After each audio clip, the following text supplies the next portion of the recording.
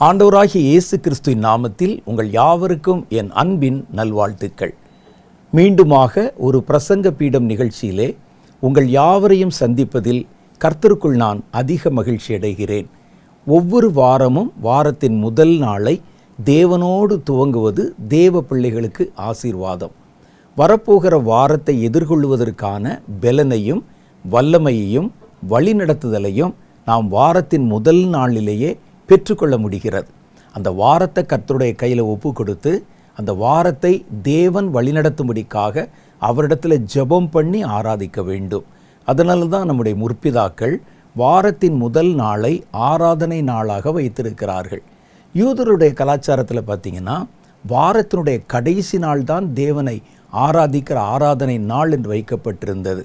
ஆனால் நம்ம வாரத்தின் முதல் நாளில் கர்த்தரை சந்தித்து தேவனுடைய வல்லமையை பெற்றுக்கொண்டு அந்த வாரத்துக்குள் நுழைவதற்கான புது பலனோடு அந்த வாரத்தை நம்ம சந்திக்கிறோம். அதற்கு உதவி செய்வதற்குத்தான் இப்படிப்பட்ட நிகழ்ச்சிகளும் சபை ஆராதனைகளும். ஒரு விஷயத்தை நீங்கள் மனசில் ஆழமாக வைத்துக்கொள்ள வேண்டும். நீங்கள் சபை ஆராதனையை விட்டு நீங்கள் இப்படிப்பட்ட நிகழ்ச்சிகளை மாத்திரம் பார்த்து இது போதும் அப்படின்னு வீட்டில் ஒரு திருப்தியோடு உட்கார்ந்துடக்கூடாது. சபைக்கு போக முடிந்தவர்கள் சபைக்கு கண்டிப்பாக போகணும். ஆன்லைன் ஆராதனைகள் என்பது சபைக்கு போக முடியாத சூழ்நிலையில் இருப்பாங்கள்ல, ஒருவேளை வியாதியிலேயோ ஒருவேளை ஆஸ்பத்திரியிலேயோ அல்லது ஒருவேளை நடக்க முடியாமல் வயோதிபத்திலேயோ இருக்கிறவர்களுக்கு தான் இந்த ஆன்லைன் ஆராதனை. நீங்கள் என்ன செய்யலான்னா உங்கள் சபைக்கு போயிட்டு ஆராதனைகளை முடிச்சுட்டு சாயந்தரம் மெல்ல நீங்கள் வந்து இந்த நிகழ்ச்சிகளை யூடியூப்பில் பார்க்க முடியும். அதனால் அந்த நிகழ்ச்சி எங்கேயும் ஓடி போயிடாது. நீங்கள் நிதானமாக வந்து இந்த நிகழ்ச்சியை நீங்கள் போட்டு பார்க்கலாம், பங்கு பெறலாம். இந்த வாரத்திலும் கர்த்தர் நம்மோடு பேசுவதற்கும் நம்மை நடத்துவதற்கும் நிறைய காரியங்களை வைத்திருக்கிறார்.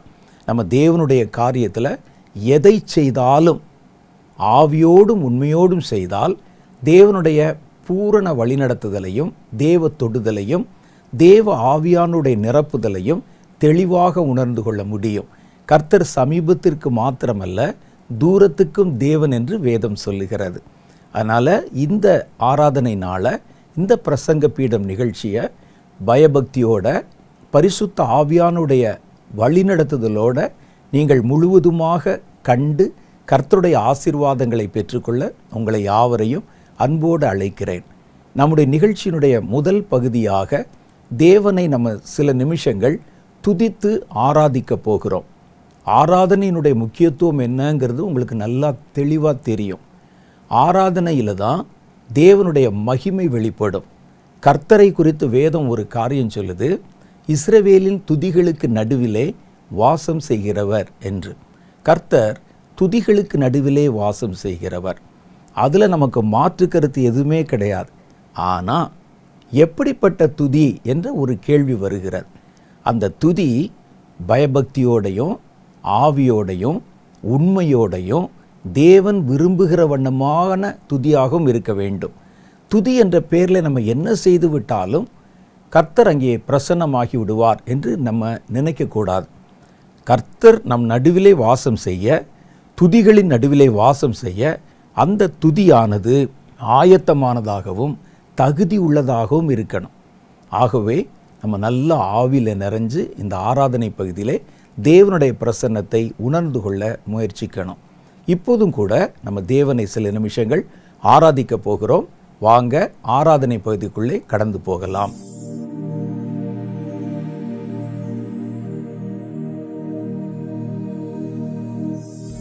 கர்த்தாவே, உமக்குப்பானவர் யார்? யாத்ராகமம் 15:11 வேதம் சொல்லுகிறது, தேவர்களில் உமக்குப்பானவர் யார்? பரிசுத்தத்தில் மகத்துவமுள்ளவரும் துதிகளில் பயப்படத்தக்கவரும் அற்புதங்களை செய்கிறவருமாகிய உமக்கு ஒப்பானவர் யார்? கர்த்தாவே, தேவர்களில் உமக்குப்பானவர் யார்? வானத்திலும் பூமியிலும் உமக்குப்பானவர் யார்? கர்த்தாவே, தேவர்களில் உமக்கொப்பானவர் யார்? வானத்திலும் பூமியிலும் உமக்கொப்பானவர் யார்? உமக்கொப்பானவர் யார்? உமக்கொப்பானவர் யார்? உமக்கொப்பானவர் யார்? உமக்கொப்பானவர் யார்? வானத்திலும் பூமியிலும் உமக்கொப்பானவர் யார்? வானத்திலும் பூமியிலும் உமக்கொப்பானவர் யார்?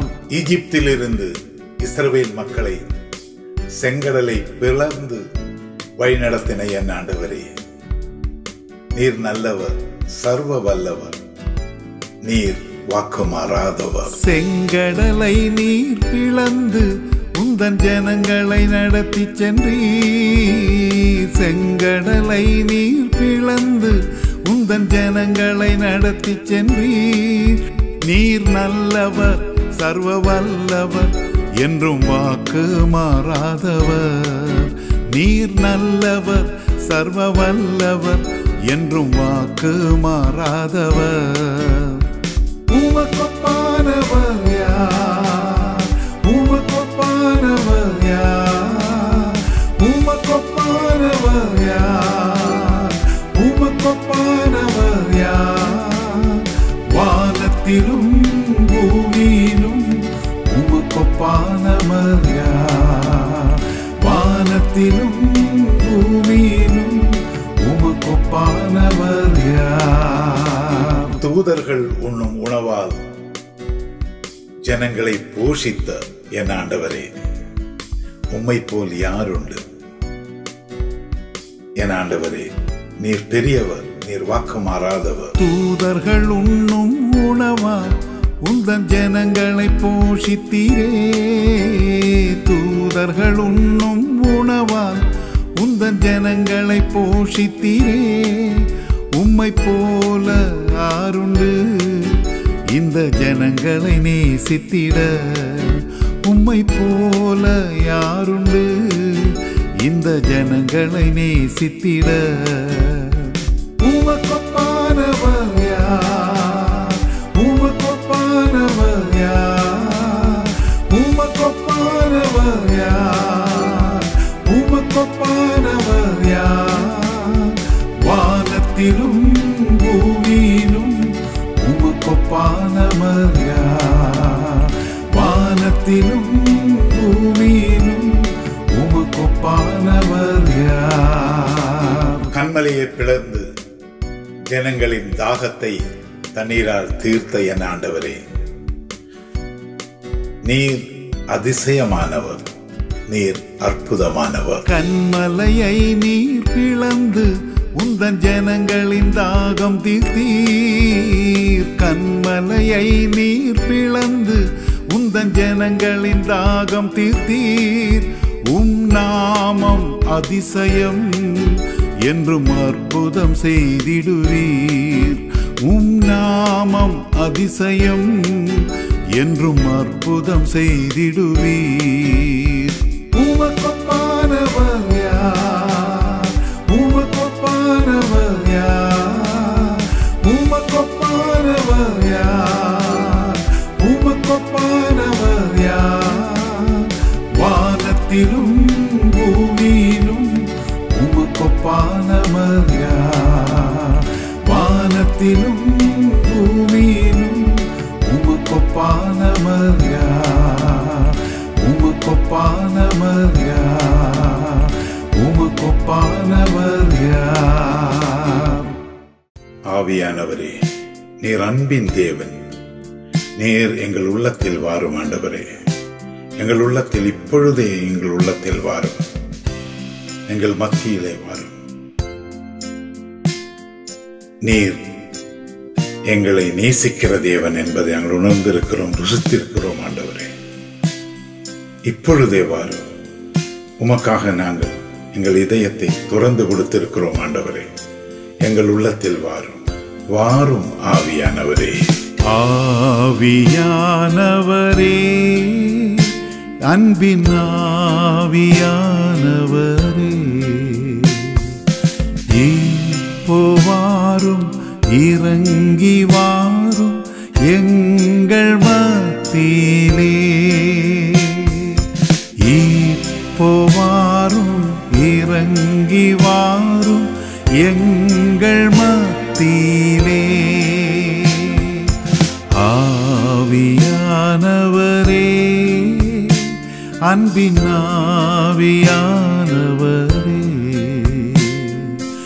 இப்போ வாரும் இறங்கி வாரும் எங்கள் மத்தியிலே.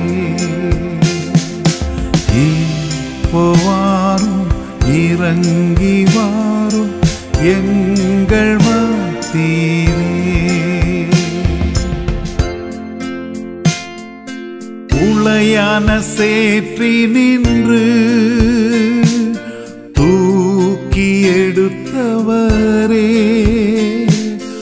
உளையான சேற்றி நின்று தூக்கி எடுத்தவரே, பாவம் கழுவி தூய்மையாக்கும் இந்த வேளையிலே, பாவம் கழுவி தூய்மையாக்கும் இந்த வேளையிலே. ஆவியானவரே, அன்பின் ஆவியானவரே, இப்போ வாரும் இறங்கி வாரும் எங்கள் மத்தியிலே. இப்போ வாரும் இறங்கி வாரும் எங்கள் மத்தியிலே. சீனாய் மலையினிலே இறங்கி வந்தவரே, சீனாய் மலையினிலே இறங்கி வந்தவரே, ஆத்மதாகம் தீர்க்க வாரும் இந்த வேளையிலே. ஆத்மதாகம் தீர்க்க வாரும் இந்த வேளையிலே. ஆவியானவரே, அன்பின் ஆவியானவரே, இப்போ வாரும் இறங்கி வாரும் எங்கள் மத்தியிலே. இப்போ வாரும் இறங்கி வாரும் எங்கள் மத்தியிலே. நேசரின் மார்பினிலே இனிதாய் சாய்ந்திடவே, நேசரின் மார்பினிலே இனிதாய் சாய்ந்திடவே,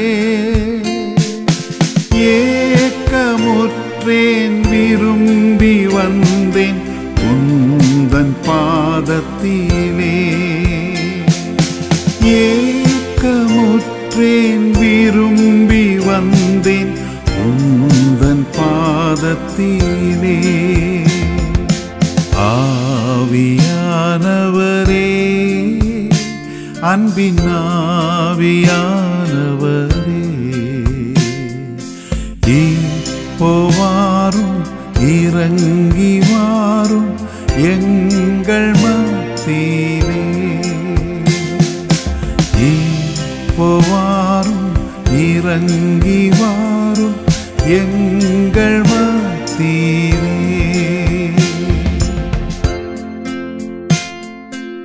ஆவியின் வரங்களினால்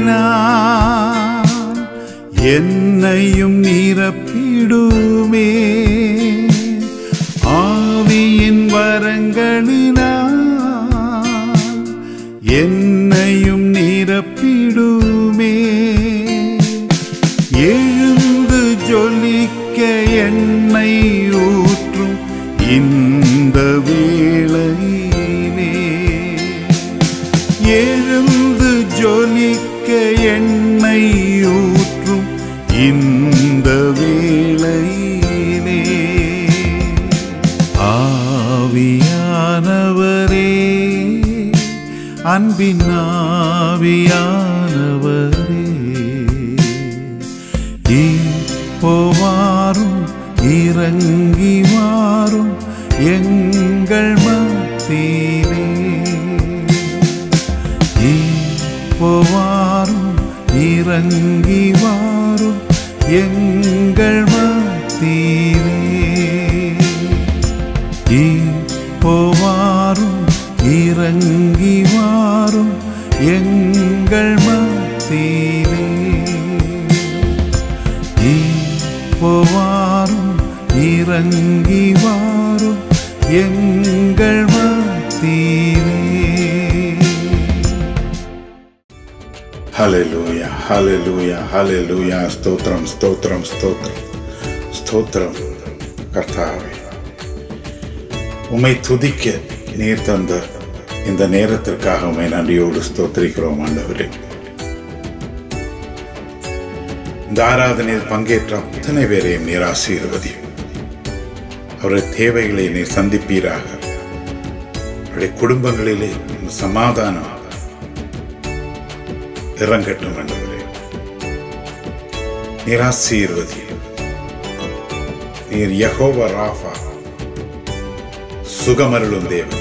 பலவீனத்தோடு இருக்கிறவர்களை நீர் பலத்தினால் இவைகட்டி வேறாக. இயேசுவே, ஸ்தோத்திரம், ஸ்தோத்திரம். உம்முடைய ஆணிபாய்ந்த கரங்களால் தொட்டு பலவீன பெற்றவரை நீர் தொட்டு சுகத்தை அளிப்பீராக ஆண்டவரே. ஆசீர்வதியும் ஆண்டவரே.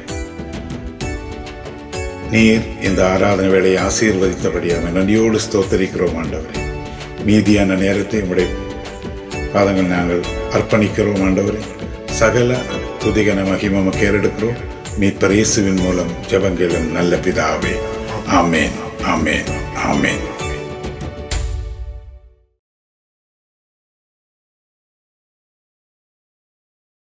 நல்ல ஒரு ஆராதனை நேரத்தை கர்த்தர் நமக்கு ஏற்படுத்தி கொடுத்தார். நம்ம ஆராதிக்கும் போதே தெய்வீக பிரசன்னம் நம்முடைய இருதயத்தை நிரப்பினதை அறிய முடிந்தது. ஆராதனையில் வெறும் சத்தத்திற்கும் இசை கருவிகளுக்கும் மாத்திரம் முக்கியத்துவம் கொடுக்காம அந்த வார்த்தைகளை உணர்ந்து கவனித்து பார்க்கணும். வார்த்தைகளில் தான் மகிமை இருக்கிறது. வார்த்தையில் தான் கர்த்தருடைய வல்லமை இருக்கிறது. வார்த்தையில் தான் தேவனுடைய அபிஷேகம் இருக்கிறது. ஒரு ஆராதனையை முழுவதுமாக பயன்படுத்த தெரிந்து கொண்டால் நம்ம ஆவிக்குரிய வாழ்க்கையில் வெகு சீக்கிரமாக முன்னேறி வளர்ச்சி அடைய முடியும். இன்றைக்கி ஒரு நல்ல ஆராதனையை கர்த்தர் நமக்கு ஏற்படுத்தி கொடுத்தார். அந்த அபிஷேகத்தோடையே நம்ம சில முக்கியமான காரியங்களுக்காக தேவனுடைய சமூகத்தில் ஜெபம் பண்ண போகிறோம். இந்த ஜெப நேரங்களில் நாம் ஜெபிக்கிற காரியங்கள் பெரும்பாலும் கர்த்தர் நம்மிடத்தில் சமயங்களிலே வெளிப்படுத்தி சொன்ன தீர்க்க தரிசனங்களை மையமாக வைத்து செய்யப்படுகிற ஜெபம்.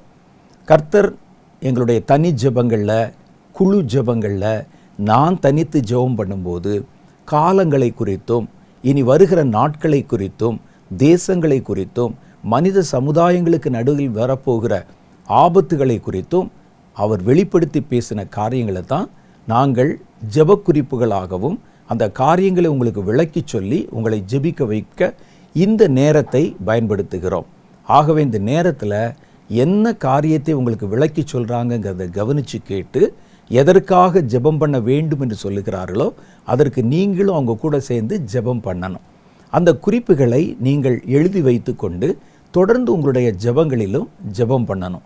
அப்போ தான் கர்த்தர் எந்த காரியத்திற்காக இதை நமக்கு வெளிப்படுத்தி சொன்னாரோ அதனுடைய முழு நிச்சயத்தையும் முழு பயன்பாட்டையும் நம்ம பெற்றுக்கொள்ள முடியும்.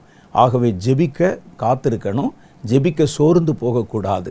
ஜெப ஆவியிலே கர்த்தர் நம்மை நிரப்பணும். ஜெபத்தின் வல்லமையோடு இணைந்து காரியங்களை முன்னிறுத்தி மனபாரத்தோடு ஜெபம் பண்ணணும். வாங்க ஜெபிக்கலாம்.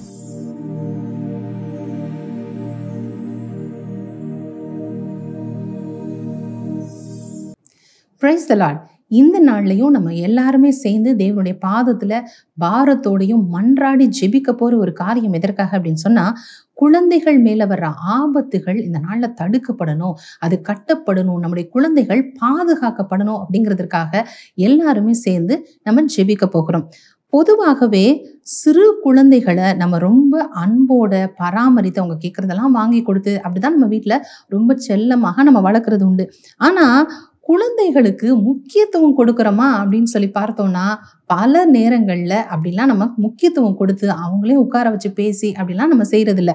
ஒரு முக்கியமான காரியங்களை நம்ம குடும்பத்துல பேசி ஒரு முடிவெடுக்க போற தருணங்கள்ல, உனக்கு எதுவுமே தெரியாது, நீ போய் வெளியே விளையாடு அப்படின்னு சொல்லிட்டு நம்ம குழந்தைகளை வெளியே அனுப்பி விடுவோம். ஏன்னா அவங்களுக்கு எதுவும் புரியாது அப்படின்னு சொல்லி நம்ம நினைத்து அவங்கள அனுப்பி விடுறது உண்டு. ஆனா தேவன் குழந்தைகளை அப்படி குறைத்து மதிப்பிடல. எப்படி நம்மை பார்க்கிறாரோ அதே போலதான் இந்த கடைசி நாட்கள்ல அவங்க குழந்தைகளுக்கும் மாபெரும் பங்கு கர்த்தர் கொடுத்து வைத்திருக்கிறார். கடைசி கால அபிஷேகத்துல ஒரு பிரதானமான பங்கையும், அதே போல அவங்க வாயிலிருந்து துதியை உண்டு பண்ணி சத்ருவை அடக்கி போடுகிற வல்லமையும் கர்த்தர் கொடுத்திருக்கிறார். அது மாத்திரமல்ல, நம்மை போலவே நமக்கு எப்படி அந்த கடைசி கால அபிஷேகத்துல பங்கு இருக்கோ, அதே போல தீர்க்க தரிசனம் உரைக்கிறவர்களாக நம்முடைய சிறு குழந்தைகள் தேவனால பயன்படுத்தப்பட போறாங்க. அப்படி ஒரு மாபெரும் திட்டத்தை கர்த்தர் நம்ம கடைசி காலத்துல நம்ம பிள்ளைங்களுக்கு கொடுத்து வைத்திருக்கிறார். அதே போல குழந்தையான சாமுவேலை நம்ம வேதத்துல ஒரு உதாரணமாக நம்ம பார்க்க முடியும். தேவன் அந்த குழந்தையை சூஸ் பண்ணி, ரொம்ப சின்ன குழந்தை சாமுவேல் அந்த இடத்துல ஏலிட்டு கொண்டு வந்து தேவ ஆலயத்துல விடுகிற பொழுது ரொம்ப சின்ன வயசு. அப்ப அந்த குழந்தைய கொண்டு வந்து விடுகிற பொழுது அப்பதான் பால் மறந்த ஒரு ஸ்டேஜ். அந்த குழந்தைகிட்ட கர்த்தர் ராஜ்யத்துக்கு அடுத்த காரியங்களையும், அதே போல கடைசி காலத்துல சம்பவிக்க போற காரியங்கள் பத்தியும் அங்க பேசுறார். சின்ன பையனுக்கு என்ன புரியும் அப்படின்னு சொல்லி சாமுவேலை ஒமிட் பண்ணிடல. அந்த இடத்துல முக்கியமான காரியத்தை ஏலியை விட சாமுவேல் கிட்ட தான் கர்த்தர் பேசினார் அப்படின்னு சொல்லி நம்ம பார்க்கிறோம். வசனத்துல கர்த்தர் சொல்லியிருக்கிறாரு, இயேசு கிறிஸ்து இந்த பூமியில வாழ்ந்த காலத்துல சிறு குழந்தைகளை என்னிடத்துல வர நீங்க இடம் கொடுங்க, அவங்கள தடை பண்ணாதிருங்கள் அப்படின்னு சொல்லி கர்த்தர் சொல்றத நம்ம பார்க்கிறோம். அப்ப அவங்க மேல இந்த கடைசி காலத்துல வல்லமையான அபிஷேகத்தையும், அதே போல அவர்களை எடுத்து பலமாய் பயன்படுத்தணும் அப்படின்னு சொல்லி கர்த்தர் திட்டமும் சித்தமும் வைத்துதான் அப்படிப்பட்ட காரியங்களை உறுதிப்படுத்தி வைத்திருக்கிறார். பொதுவாகவே எப்போல்லாம் தேவன் ஒரு மாபெரும் திட்டத்தை வைக்கிற பொழுது அதற்கு எதிராக சாத்தான் பல மடங்கு வீரியமாக கிரியை செய்யறது வழக்கம். அதேதான் இந்த கடைசி நாட்கள்லயும் நடந்து கொண்டு வருகிறத பார்க்கிறோம். வேதத்துல அதற்கு நல்ல ஒரு சிறந்த உதாரணத்தை நம்ம பார்க்கணும் அப்படின்னு சொன்னா, மோசே இந்த உலகத்துல பிறந்து தேவனால மகிமையாக பயன்படுத்தப்பட போறார் அப்படிங்கிற அந்த திட்டத்தை தெரிந்து கொண்ட உடனே சாத்தான் என்ன செய்யறான் பாருங்களேன், அந்த வயதிற்கு ஒத்த ஆண் பிள்ளைகள் எல்லாரையும், அதற்கு முன்னாலையும் பின்னாலையும் கூட அப்படி ஒரு சட்டமே இல்லை. நீங்க நல்லா வாசிச்சு பாத்தீங்கன்னா, அப்ப அந்த மோசையை அழிக்கணும் அப்படிங்கிறதுக்காகவே அந்த சட்டம் அந்த நாட்கள்ல இயற்றப்பட்டுச்சு. அதே போல நம்முடைய இரட்சகரான இயேசு கிறிஸ்து இந்த உலகத்துல பிறந்து ராஜாதி ராஜாவாக வரப்போறார், தேவ சித்தம் நடக்க போதுன்னு தெரிஞ்ச உடனே அங்கேயும் அந்த அதிகாரத்தில் இருப்பவங்கள தன்னோட கையில எடுத்துக்கொண்டு அவருடைய இருதயத்துல சாத்தான் கிரியை செய்ததையும், அந்த ஆண் பிள்ளைகள் எல்லாம் கொன்று ஒழிக்கிறதுக்காக நிறைய திட்டமிட்டதையும் நம்ம பார்க்கிறோம். அப்ப இந்த கடைசி கால வாக்கு தத்தங்களுக்கும் தேவ திட்டங்களுக்கும் பங்கும் சுதந்திர விதமான நம்முடைய பிள்ளைகளை இந்த கடைசி நாட்கள்ல அழிக்கணும் அப்படிங்கிற சாத்தானுடைய திட்டம் இன்னைக்கு நேத்து இல்லை, வேதாகம காலத்திலிருந்தே தொடர்ந்து கொண்டுதான் வருகிறது அப்படின்னு சொல்லி நம்மளால தெரிந்து கொள்ள முடிகிறது. அப்ப இந்த கடைசி கால வாக்கு தத்தங்கள் நம்ம பிள்ளைகள் மேல இருக்கிறதுனால சாத்தான் அவர்களுக்கு எதிராக பலமாக கிரியை செய்றான். அதை இந்த சமுதாயத்துல நம்ம பார்க்கும் போது எல்லா இடத்துலையுமே பல தீமைகள் நம்முடைய குழந்தைகளுக்கு விரோதமாக அரங்கேறி கொண்டே வருகிறத ஒவ்வொரு நாளும் செய்திகள்ல கேள்விப்படுறோம்.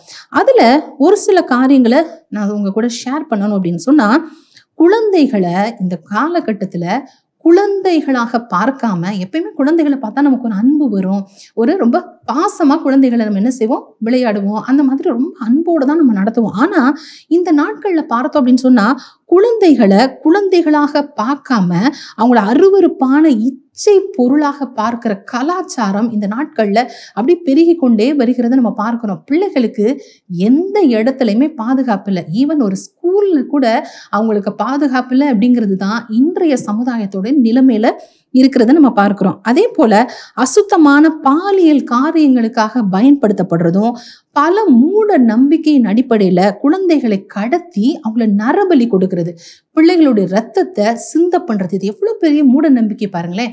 ஏன்னா தனக்கு ஒரு காரியம் நடக்கணும், இந்த சமுதாயத்துல நாங்க நல்ல ஒரு நிலைமையில இருக்கணும் அப்படின்னா நரபலி கொடுங்க அப்படின்னு சொல்ற மூட நம்பிக்கைகளை நம்பிக்கொண்டு இன்னைக்கும் இது போன்ற காரியங்கள்ல அநேக ஜனங்கள் ஈடுபட்டு கொண்டு வருகிறாங்க. அதே போல பிள்ளைகளை கடத்தி அவங்கள பிச்சை எடுக்க வைத்து அதன் மூலமாக லாபம் பார்க்குற ஒரு பெரிய கும்பல் இன்னைக்கும் ஒரு நெட்வொர்க்காக செயல்பட்டு வருகிறத நம்ம பார்க்கிறோம். இன்னும் ஒரு மிகப்பெரிய பிசினஸ்னே சொல்லலாம். அவங்களுடைய உடல் உறுப்புகளை திருடி அதை அந்த ஆர்கன்ஸை என்ன செய்யறதுன்னா விற்பனை செய்யுது. இது தொடர்ந்து நடந்து கொண்டே வருகிறத நம்ம பார்க்கிறோம். அப்ப இப்படிப்பட்ட பொல்லாத காரியங்கள் நம்முடைய பிள்ளைகளுக்கு விரோதமாக இந்த நாட்கள்ல அப்படியே அரங்கேறி கொண்டே வருகிறத பார்க்கிறோம். இதெல்லாம் ஒரு புறம் இருக்க, சில குடும்பங்கள்ல பிரச்சனைகள், கணவன் மனைவிக்கு இடையில பிரச்சனைகள், அதே போல குடும்பத்துல நிறைய சண்டைகள் இருக்கிறதுனால அந்த குடும்பத்துல வாழ்ற குழந்தைகளுடைய மனநிலை ரொம்பவுமே பாதிக்கப்படுது அப்படின்னு சொல்லலாம். இப்படிப்பட்ட பிள்ளைகள் எப்படி மாறிடுறாங்க அப்படின்னா, அவங்க அன்புக்காக ஏங்கி அவங்க இந்த சண்டையவே பார்த்துட்டே இருக்கிறாங்கல்ல, அதனால ஒரு முரட்டாட்டமான மனநிலை கொண்டவர்களாக இந்த கடைசி நாட்கள்ல பிள்ளைகள் மாறிக்கொண்டே வருகிறத பார்க்கிறோம். யார் எது சொன்னாலும் கீழ்ப்படுகிறது இல்லை. அப்படிப்பட்ட முரட்டாட்டமான சுபாவம் பிள்ளைங்களை அதிக அளவுல இப்ப அப்படியே மாற்றிக்கொண்டே வருகிற சிச்சுவேஷன்ஸை பார்க்கிறோம். இன்னும் சின்ன வயசுலயே பிள்ளைகளுக்கு போதை பொருட்களை பழக்கப்படுத்துறதும், அதே போல பலவிதமான விளையாட்டுகளை காட்டி அதற்கு அடிமைப்படுத்தி வைக்கிறதும், இன்னும் கருவிலேயே குழந்தைகளை அழித்து அவர்களுடைய பரிசுத்தமான இரத்தத்தை சிந்த வைக்கிறது, இதெல்லாம் எவ்வளவு கொடூரமான காரியங்கள் பாருங்களேன். இப்படி இந்த பூமியில சாத்தான் பிள்ளைகளுக்கு விரோதமாக பல விதங்கள்ல தீமைகளை கொண்டு வந்து கொண்டே இருக்கிறான் அப்படிங்கிறத நம்ம ஒவ்வொரு நாளுமே கேள்விப்படுறோம். பொதுவாக குழந்தைகள் நம்மை சார்ந்து நம்முடைய பாதுகாப்புலையும் நம்முடைய பராமரிப்பிலையும் தான் அவங்க வளர்ந்து கொண்டு வராங்க. அவங்களுக்கு அப்படின்னு சொல்லி எது நன்மை எது தீமை அப்படின்னு கூட பிரிச்சு பார்க்க தெரியாத ஒரு குழந்தை பருவம், ஒரு அழகான பருவம் அப்படின்னு தான் நம்ம சொல்லணும். அப்படிப்பட்ட பருவத்தில் இருக்கிற சின்ன குழந்தைங்களை பாதுகாக்க வேண்டிய சமுதாயம்னா யாரு? நாம தான். இந்த ஜனங்களே குழந்தைகளுக்கு எதிராக இத்தனை தீமைகளையும், இப்ப நான் சொன்னேன்ல, இது மாத்திரம் இல்லைன்னா பலவிதமான கொடூரமான ஆபாசமான செயல்களை செய்கிற பொழுது இந்த குழந்தைகள் எங்க போக முடியும்? யோசிச்சு பாருங்களேன். அவங்களுக்கு யார் பாதுகாப்பை கொடுக்க முடியும்? அப்ப இதுக்கு எல்லாம் ஒரே தீர்வு, நம்மை படைத்த சர்வ வல்லவரான தேவன் ஒருவரே நம்முடைய பிள்ளைகளுக்கு தீர்வாகவும் பாதுகாப்பாகவும் இருக்கிறார். அப்ப இதுல நாம என்ன செய்யணும்? தேவ ஜனங்களுடைய பங்கு என்ன அப்படின்னு நம்ம பார்த்தோம்னா, நம்முடைய கண்ணீரும் ஜெபங்களுமே நம்முடைய பிள்ளைகளை காக்கிற ஔஷதமா இருக்குது அப்படின்னு சொல்லியிருக்கிறார். ஔஷதம்னா என்ன? ஒரு மருந்தாக இருக்குது. அது ஒண்ணுதான் அதற்கு தீர்வு அப்படின்னு சொல்லியிருக்கிறார். அப்ப இந்த நாட்கள்ல, கடைசி நாட்கள்ல நம்முடைய பிள்ளைகளுடைய பாதுகாப்புக்காக நம்ம அதிகமாக உத்தரவாதம் எடுத்து ஜெபிக்க வேண்டியது அவசியம். குறிப்பாக பிள்ளைகளை பெற்ற தாய்மார்களும் அதே போல பெண்களும் இதற்காக இன்னும் அதிகமாக நம்ம ஜெபிக்கணும். அதற்காக மற்றவங்க எல்லாம் ஜெபிக்க கூடாதுன்னு இல்லை, எல்லாருமே ஜெபிக்கணும். ஆனா இவங்க இன்னும் அதிகமாக பாரப்பட்டு ஜெபிக்கணும் அப்படிங்கறத தான் உங்க கூட ஷேர் பண்றேன். அப்ப இந்த நாள்ல குழந்தைகளுக்கு எதிரான தீமைகள் கட்டப்படணும் அப்படிங்கிறதுக்காகவும் சாத்தானுடைய சகல தந்திரங்கள் என்னென்னலாம் பிளான் பண்ணி குழந்தைகளுடைய ரத்தத்தை சிந்த பண்ணணும், அவங்களை அழிக்கணும் அப்படின்னு சொல்லி பிளான் பண்றானோ அது எல்லாமே இந்த நாள்ல செயலற்று போகணும் அப்படிங்கிறதுக்காகவும் தேவனுக்கென்று நம்முடைய பிள்ளைகள் இந்த கடைசி நாட்கள்ல மகிமையாகவும் வல்லமையாகவும் எழுதி கிரியை செய்யணும் அப்படிங்கிறதுக்காகவும் ஜெபிக்கலாம் வாங்க. முதல் காரியமாக நம்ம எல்லாரும் போராடி ஜெபிக்க வேண்டியது எதற்காக அப்படின்னு சொன்னா, சிறு பிள்ளைகளை குறித்து தேவன் வைத்திருக்கிற எல்லா வாக்குத்தத்தங்களும் திட்டங்களும் இந்த நாட்கள்ல தடையின்றி அப்படியே நிறைவேறணும், அது நம் பிள்ளைகளை கர்த்தர் வல்லமையாக எடுத்து பயன்படுத்தணும் அப்படிங்கிறதுக்காக நம்ம பிரதானமாக நம்ம ஜெபிக்கணும். அவர்களுக்கு என்று கர்த்தர் இந்த கடைசி நாட்கள்ல பிரத்யேகப்படுத்தி வைத்திருக்கிற அழைப்பும் அபிஷேகமும் எந்த இடத்துலையுமே தடையின்றி நிறைவேற்றப்படணும் அப்படிங்கிறதுக்காகவும் பெற்றோர்கள் தங்கள் பிள்ளைகளுடைய ஆத்துமாக்கள் தான் முக்கியம். எல்லாமே நமக்கு முக்கியம், படிப்பு இதெல்லாம் முக்கியமா இருந்தா கூட ஆத்துமா தான் நம்ம ரொம்ப முக்கியம் அப்படிங்கிறத பிள்ளைகளுக்கு இந்த கடைசி நாட்கள்ல கற்பித்து கொடுக்கணும் அப்படிங்கிறதுக்காகவும் கர்த்தரையே நம்ம கடைசி வரைக்கும் அண்டிக் கொள்ளணும் அப்படிங்கிறத பெற்றோர்கள் தங்கள் பிள்ளைங்களுக்கு இந்த நாட்கள்ல சொல்லி கொடுக்கணும். உலக நன்மைகள் எல்லாமே இரண்டாவது தான் அப்படிங்கிற அறிவை பிள்ளைகளுக்கு இந்த நாட்கள்ல ஊட்டணும் அப்படிங்கிறதுக்காகவும், கர்த்தரையே எல்லா நேரத்திலையும் முதன்மையாக தேடணும் அப்படிங்கிறதுக்காகவும் இந்த கடைசி நாட்கள்ல இருக்கிற ஒவ்வொரு குழந்தைகளுக்காக நம்ம பாரத்தோடு ஜெபிப்போம். அன்பும் இரக்கமும் பரிசுத்தம் உள்ள எங்கள் தேவனாகிய கர்த்தாவே, சிறு பிள்ளைகளை நாங்கள் கர்த்தருடைய கரத்துல ஒப்பு கொடுத்து நாங்கள் ஜெபிக்கிறோம் ஆண்டவரே. சிறு பிள்ளைகளுக்கு என்று ஆண்டவரே கர்த்தர் அவர்களுக்கென்று வைத்திருக்கிற வாக்கு தத்தத்துக்காய் நாங்கள் துதிக்கிறோம். அவர்களுக்கென்று வைத்திருக்கிற திட்டங்களுக்காய் நாங்கள் துதிக்கிறோம் ஆண்டவரே. அவர்களுக்கென்று பிரத்யேகமான அபிஷேகமோ ஆண்டவரே, அவர்களுக்கென்று பிரத்யேகமான அழைப்புகளையும் கர்த்தர் அவர்களுக்கென்று வைத்திருக்கிறீர் என்று உம்மை துதிக்கிறோம் ஆண்டவரே. அவர்களுக்கு விரோதமாக அந்த திட்டங்கள் எல்லாம் அவங்க மேல நிறைவேற முடியாதபடிக்கு சத்துருவின் கிரியைகள் அழிக்கப்பட்டு போவதாக, எல்லா விதமான தந்திரங்களும் அழிக்கப்பட்டு போவதாக ஆண்டவரே. அப்பா, அவர்களை குறித்து தேவனுடைய வாக்குத்தத்தம் நிறைவேற நாங்கள் ஜெபிக்கிறோம் ஆண்டவரே. அப்பா, பெற்றோர்களை ஒப்பு கொடுத்து நாங்கள் ஜெபிக்கிறோம் ஆண்டவரே. பிள்ளைகளை கர்த்தருக்குள்ள வளர்க்க ஆண்டவரே, கர்த்தரை அண்டிக் கொண்டு ஆண்டவரே அவர்கள் வளர ஆண்டவரே பெற்றோர்கள் கற்பிப்பார்களாக ஆண்டவரே. தகப்பனே, உலக காரியங்கள் இரண்டாவது தான், அவருடைய ஆத்மாவுக்கு தேவன் தான் பிரதானம் என்பதை பெற்றோர்கள் கற்றுக் கொடுத்து வளர்க்கத்தக்கதான ஞானத்தினால் பெற்றோர்களை கர்த்தர் நிரப்புவீராக ஆண்டவரே. அப்பா, பிள்ளைகளை ஒப்பு கொடுக்கிறோம்ப்பா. அவங்கள பாதுகாத்து கொள்ளுங்க, அவங்கள பலப்படுத்துங்க. அவங்கள குறித்து கர்த்தர் சொன்ன வாக்குத்தத்தங்களை கர்த்தர் நிறைவேற பண்ணுங்க. கர்த்தர் அப்படியே செய்ய போகிற நல்ல கிருபைக்காய் துதிக்கிறோம். இயேசு கிறிஸ்துவின் நாமத்தில் ஜெபிக்கிறோம் எங்கள் நல்ல பிதாவே. ஆமேன், ஆமேன். இரண்டாவதாக நம்ம எல்லாரும் ஜெபிக்க வேண்டிய ஒரு காரியம் எதற்காக அப்படின்னு சொன்னா, இனி வருகிற நாட்கள்ல நம்முடைய குழந்தைகளுக்கு விரோதமாக வருகிற இந்த பேர் ஆபத்துக்கள் தடுக்கப்படணும் அப்படிங்கிறதுக்காக நம்ம போராடி ஜெபிக்கணும்.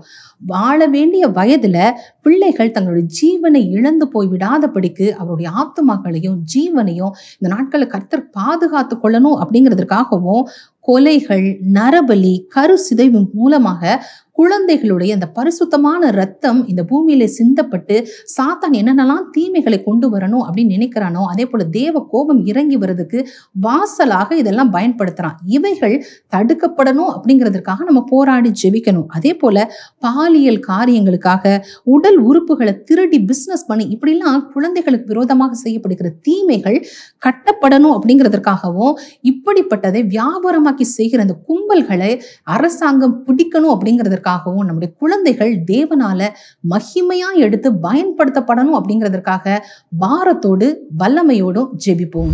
அன்பின் தேவனாகிய கர்த்தாவே, நன்றியோடு கூட நாங்கள் துதிக்கிறோம், ஸ்தோத்திரிக்கிறோம் அப்பா. சிறு குழந்தைகளுடைய பாதுகாப்பிற்காக நாங்கள் ஜெபிக்கிறோம். என் தேவனாகிய கர்த்தர் தாமே அவர்கள் அப்பா வாழ வேண்டிய வயதிலே என் தேவனே ஜீவனை இழந்து விடாதபடிக்கு கர்த்தர் காத்து கொள்ளுவீராக. அன்றுரை பூத்து காய்க்க முன்பதாகவே அவர்கள் உலர்ந்து போய் விடாதபடி கர்த்தர் தாமே காத்து கொள்ளும்படிக்கு நாங்கள் அர்ப்பணித்து ஜெபிக்கிறோம் ஐயா. நர பலிகளினாலோ அன்றுரே தகப்பனை கரு சிதைவுகளினாலோ அன்றுரே ரத்தத்தை குடிக்க பதிவு இருக்கிற பொல்லாத சத்துருவின் கிரியைகள் இயேசுவின் நாமத்தினாலே அது அழிக்கப்பட்டு போகும்படிக்கு நாங்கள் அர்ப்பணித்து ஜெபிக்கிறோம். அன்றுரே பாலியல் ரீதியாய் சுரண்டப்படுகிறதை நாங்கள் பார்க்கிறோமே. பிள்ளைகள் எவ்வளவாய் கஷ்டப்படுறாங்க சுவாமி. என் தேவனாகிய கர்த்தர் அவர்களை காத்து கொள்ளும்படிக்கு நாங்கள் அர்ப்பணித்து ஜெபிக்கிறோம். என் தேவனாகிய கர்த்தர் தாமே ஆண்டவரே பிள்ளைகளை கடத்தி ஆண்டவரே அவர்களை ஸ்தோத்திரம் ஆண்டவரே வியாபாரமாக்குகிறதை நாங்கள் பார்க்கிறோமே. அவர்கள் உறுப்புகளை திருடி ஆண்டவரே விற்கிற பொல்லாத கும்பல்கள் ஆண்டவரை பிடிபடத்தக்கனவாக நாங்கள் ஒப்பு கொடுத்து ஜெபிக்கிறோம். எங்கள் தேவனாகிய கர்த்தர் தாமே அவர்களை அப்பா முகத்திரைகளை கிழிக்கப்பட நாங்கள் அர்ப்பணித்து ஜெபிக்கிறோம் ஐயா. தாயும் தகப்பனும் ஆண்டவரை கைவிட்டாலும் நான் உன்னை கைவிடேன் என்று சொன்ன தேவன் பிள்ளைகளை காத்து நடத்தும்படிக்கு நாங்கள் அர்ப்பணிக்கிறோம். கர்த்தர் தாமே அவர்களை அப்பா ஸ்தோத்திரிக்கிறோம். சுகபத்திரமாய் காத்து கொள்ளுங்க, அவர்கள் ஜீவனை காத்து கொள்ளுங்க. இயேசுவின் நாமத்திலே நாங்கள் ஜெபிக்கிறோம் பிதாவே, ஆமேன். நல்ல ஒரு ஜெப நேரத்தை கர்த்தர் நமக்கு கொடுத்தார். நம்ம ஆவியோடும் உண்மையோடும் ஜெபிக்கும் போது தேவனுடைய சித்தத்தை நிறைவேற்றுகிறவர்களாக மாறிவிடுகிறோம். கர்த்தர் ஒரு காரியத்தை வெளிப்படுத்தி சொல்லும் போதே அந்த காரியத்திற்காக நம்ம பாரப்படணும், ஜெபம் பண்ணணும், உத்தரவாதம் செய்ய வேண்டும் என்ற சித்தத்தோடு தான் கர்த்தர் காரியங்களை வெளிப்படுத்துகிறார். அப்போ நம்ம ஆவியோடும் உண்மையோடும் பாரத்தோடும் ஜெபிக்கும்போது கர்த்தர் வெளிப்படுத்தினதின் சித்தத்தை நிறைவேற்றி இருக்கிறோம். அதனால் அதற்குண்டான ஆசீர்வாதம் வெகு சீக்கிரமே உங்களுடைய வாழ்க்கையில் பிரதிபலிக்கிறதை உங்களால் கண்கூடாக கவனிக்க முடியும்.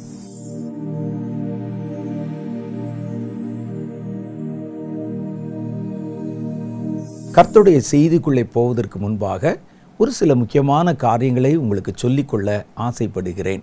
அதில் முக்கியமானது என்னவென்றால், ஒரு புதிதாக ஒரு இணையதளம், ஒரு வெப்சைட்டு நம்ம ஆரம்பித்திருக்கிறோம்.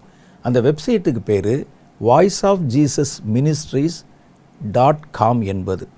இந்த வெப்சைட்டுக்குள்ளே நீங்கள் உள்ளே போயிட்டீங்கன்னா அதில் நம்முடைய பத்திரிக்கை, மாதந்தோறும் வெளிவருகிற பத்திரிக்கை, அப்புறம் நம்முடைய சில புத்தகங்கள், நம்முடைய நிகழ்ச்சிகள், இன்னும் பல நம்முடைய ஊழியத்தை பற்றின செய்திகள், இதெல்லாவற்றையும் உங்களால் கவனிக்க முடியும். இது உள்ளே போய் பாருங்கள். நம்ம பொது வெளியிலே பேச முடியாத அல்லது ஒரு யூடியூப் நிகழ்ச்சிகளில் பேச முடியாத கர்த்தர் வெளிப்படுத்தின சில முக்கியமான காரியங்களுடைய வெளிப்பாடுகள் கூட இந்த வெப்சைட்டில் பதிவேற்றம் செய்யப்பட்டிருக்கிறது. அது மற்றவர்களுடைய பார்வைக்கு வைப்பதற்கல்ல, தேவ பிள்ளைகள் மாத்திரம் உள்ளே வந்து பார்க்க முடியும். அதனால் இப்போவே நீங்கள் அந்த வெப்சைட்டுக்குள்ளே போய் பாருங்கள். தொடர்ந்து அதை நீங்கள் கண்காணித்து கொண்டே வாருங்கள். யூடியூப்பில் மாத்திரம் இல்லை, நம்ம வெளியிலே பேசுகிற செய்திகளில் மாத்திரம் இல்லை, கர்த்தர் வெளிப்படுத்தி சொன்ன அல்லது சொல்ல போகிற இன்னும் ஆழமான காரியங்கள் எல்லாம் நீங்கள் அதன் வழியாக பெற்றுக்கொள்ள முடியும். அதனால் இந்த இணையதள வசதியை நீங்கள் பயன்படுத்தி கொள்ள உங்களை அன்பாக நான் அழைக்கிறேன்.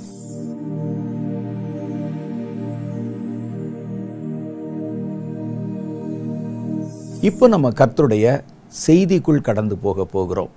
கர்த்தருடைய வார்த்தைகளை தியானிப்பது ஒரு இனிமையான அனுபவம். இன்றைய தினம் நம்முடைய தியானத்திற்கென்று நான் தெரிந்து கொண்டிருக்கிற வேத வசனம் 1 யோவானுடைய புஸ்தகம் 4வது அதிகாரம் 7 சில வசனங்கள். அதில் 7வது வசனம் சொல்லுது, 1 யோவான் 4:7, பிரியமானவர்களே, ஒருவரில் ஒருவர் அன்பாயிருக்க கடவோம், ஏனெனில் அன்பு தேவனால் உண்டாயிருக்கிறது. அன்புள்ள எவனும் தேவனால் பிறந்து அவரை அறிந்திருக்கிறான். அன்பில்லாதவன் தேவனை அறியான், தேவன் அன்பாகவே இருக்கிறார். தம்முடைய ஒரே பேரான குமாரனாலே நாம் பிழைக்கும்படி தேவன் அவரை இவ்வுலகத்திலே அனுப்பினதினால் தேவன் நம்மேல் வைத்த அன்பு வெளிப்பட்டது. நாம் தேவனிடத்தில் அன்பு கூர்ந்ததினால் அல்ல, அவர் நம்மிடத்தில் அன்பு கூர்ந்து நம்முடைய பாவங்களை நிவர்த்தி செய்கிற கிருபாதார பலியாக தம்முடைய குமாரனை அனுப்பினதினால் அன்பு உண்டாயிருக்கிறது. பிரியமானவர்களே, தேவன் இவ்விதமாய் நம்மிடத்தில் அன்பு கூர்ந்திருக்க நாமும் ஒருவரிடத்தில் ஒருவர் அன்பு கூற கடனாளிகளாயிருக்கிறோம். இந்த பகுதியை வாசிக்கும் போது உங்களுக்கு என்ன புரியுது அப்படின்னா, அன்பின் முக்கியத்துவத்தை, அன்பின் அவசியத்தை கர்த்தர் இந்த இடத்தில் தம்முடைய தாசனாகிய யோவான் மூலம் வலியுறுத்தி சொல்லியிருக்கிறார். அன்பு எவ்வளவு முக்கியமானது, அன்பு எவ்வளவு பிரதானமானது என்று. இந்த அன்பை கர்த்தர் ஏன் பூமிக்கு கொண்டு வர விரும்புகிறார் அப்படிங்கிறத குறித்து ஒரு முக்கியமான காரியத்தை நான் உங்களுக்கு சொல்ல ஆசைப்படுகிறேன். கர்த்தருடைய ராஜ்யம் இந்த பூமிக்குள்ளே வரப்போகிறது, அது நமக்கு சந்தேகமே கிடையாது. இயேசு கிறிஸ்து இந்த உலகத்தில் வாழ்ந்தபோது தம்முடைய சீஷர்களுக்கும் பின் வரப்போகிற அவருடைய சந்ததிக்கும் அவர் சொன்ன ஒரு ஜெபம், உம்முடைய ராஜ்யம் வருவதாக. அவருடைய ராஜ்யம் வரப்போகிறது. இயேசு பரத்துக்கு ஏறி போன போது கூட தம்முடைய சீஷர்களிடத்திலே இந்த இயேசுவானவர் எப்படி உங்கள் கண்கள் காண எழுந்தருளி போனாரோ அவர் அப்படியே திரும்ப வருவார் என்று சொல்லியிருக்கிறாங்க. அப்போது அந்த வார்த்தைகளை கேட்ட சீஷர்கள் அவர்களுடைய சந்ததியில், அவர்களுடைய நாட்கள்லேயே, அவர்களுடைய மரணத்துக்கு முன்பாகவே அல்லது அந்த தலைமுறையிலேயே இயேசுவின் வருகை இருக்கும் என்று நினைத்து கொண்டார்கள். அதனால் அவர்கள் ஒவ்வொரு முறை தங்களை பார்க்கும் பொழுதும், சக விசுவாசியை சந்திக்கும் போதும் மாரநாதா என்று சொல்லி வாழ்த்துவாங்களாம். மாரநாதா என்றால் கர்த்தராகிய இயேசுவே சீக்கிரம் வாரும் என்று பொருள். பல நிருப வாக்கியங்களில் நீங்கள் வாசி பார்த்தா கூட நம்முடைய கண்கள் காண இந்த இயேசு வருவார் என்கிறதை அவர்கள் பல செய்திகளில் வலியுறுத்தி சொல்லியிருக்கிறாங்க. ஆனால் இயேசு அவர்களுடைய அந்த தலைமுறையிலே வரவில்லை. அதற்கு பிறகு 2000 வருஷம் ஆகிவிட்டது. இயேசு இந்த உலகத்துக்கு வரணும். இயேசு இந்த உலகத்துக்கு வரணும் அப்படின்னு சொன்னால் அவர் மாத்திரம் வருவதல்ல, அவருடைய ராஜ்யம் இந்த உலகத்துக்கு வர வேண்டும். அதைத்தான் கர்த்தருடைய வேதம் சொல்லுது. நான் இப்பொழுது ஒரு வீட்டில் குடியிருக்கிறேன் என்று வைத்துக்கொள்வோம், அல்லது நீங்கள் குடியிருக்கிறீங்க. நீங்கள் வேறு ஒரு இடத்துல ஒரு நிலம் வாங்கி ஒரு பெரிய வீடு கட்டுறீங்க. அந்த வீடு கட்டுமான வேலை முடிந்து விட்டது. நீங்கள் எப்போ குடி போவீங்க? நீங்கள் குடி போவதற்கு முன்னால் உங்கள் வீட்டில் இருக்கிற பொருள்களை கொண்டு போய் அங்கே சேர்ப்பீங்க. நீங்களே எடுத்துகிட்டு போவீங்களா? அப்படின்னா இல்லை. அதற்கு ஆட்களை வச்சு வீட்டில் இருந்த சோஃபா, கட்டில், வீட்டில் இருந்த பொருள்கள், முக்கியமானவைகள், பீரோ, இதெல்லாம் ஷிஃப்ட் பண்ணுவீங்க. ஷிஃப்ட் பண்ண பிறகு தான் நீங்கள் இந்த இடத்திலிருந்து புறப்பட்டு அந்த வீட்டுக்கு குடி போவீங்க. அப்படித்தானே? அப்போ நீங்கள் ஒரு காரியத்தை நீங்கள் சுமந்து கொண்டு போக மாட்டீங்க மேக்சிமம். ஆனால் ஒரு ராஜா அவருடைய இருப்பிடத்திலிருந்து ஷிஃப்ட் ஆகி வேறொரு இடத்துக்கு வர்றதுன்னா அவர் கண்டிப்பாக அவர் எதையும் தூக்கி கொண்டு வரமாட்டார். அவர் தன்னுடைய மனிதர்கள் மூலம், தன்னுடைய சீஷர்கள் அல்லது வேலையாட்கள் மூலம் அவருடைய ராஜ்யத்துக்குண்டான பொருள்களை முதல்ல அங்கே கொண்டாந்து ஸ்தாபிச்சிருவாங்க. அதை கொண்டாந்து வச்சிருவாங்க. அப்புறம்தான் ராஜா வருவார். அப்போ கர்த்தருடைய வருகை இந்த பூமிக்கு வர்றதுக்கு முன்னால் ஒருவர் எப்படி தன்னுடைய வீட்டை ஷிஃப்ட் பண்ணுறதுக்கு முன்னால் அங்கே இருக்கிற முக்கியமான காரியங்கள், பொருள்களை எல்லாம் இந்த புது இடத்துக்கு கொண்டு வர்றாங்களோ, அதே போல் கர்த்தர் அவருடைய ராஜ்யம் இங்கே வருவதற்கு முன்னால் பரலோகத்தில் இருக்கிற அவருடைய ராஜ்யத்தின் சாயலை பூமிக்கு கொண்டு வர விரும்புகிறார். அதில் நான் ஏற்கனவே சொன்ன மாதிரி அந்த வீட்டினுடைய முதலாளி எதையும் கொண்டு வர மாட்டார். ஆட்கள் தான் அதை எடுத்து கொண்டு வருவார்கள். அதே மாதிரி கர்த்தர் பரலோகத்தில் இருக்கிற பரலோகத்தின் சாயலான பல காரியங்களை தம்முடைய மனிதர்கள் மூலமே பூமியிலே கொண்டு வந்து நிறுவ விரும்புகிறார். யார் அந்த மனிதர்கள் என்று கேட்க மாட்டீங்கன்னு நம்புகிறேன். ஏன்னா நீங்களும் நானும் தான் அந்த மனிதர்கள். அப்போ பரலோகத்தில் என்னென்ன இருக்குது, பரலோகத்தில் என்ன விதமான சூழ்நிலை இருக்குது, அதை அப்படியே பூமிக்கு டிரான்ஸ்ஃபர் பண்ணணும். அந்த டிரான்ஸ்ஃபார்ம் பண்ணுறதுக்கு அல்ல டிரான்ஸ்ஃபர் பண்ணுறதுக்கு அவர் தம்முடைய ஜனங்களை பயன்படுத்துகிறார், தன்னுடைய ஊழியக்காரர்களை பயன்படுத்துகிறார். அப்போ இந்த பரலோக ராஜ்யத்தில் பரிசுத்தம் இருக்குது. அந்த பரிசுத்தத்தை உங்கள் வழியாய் கொண்டு வர விரும்புகிறார்.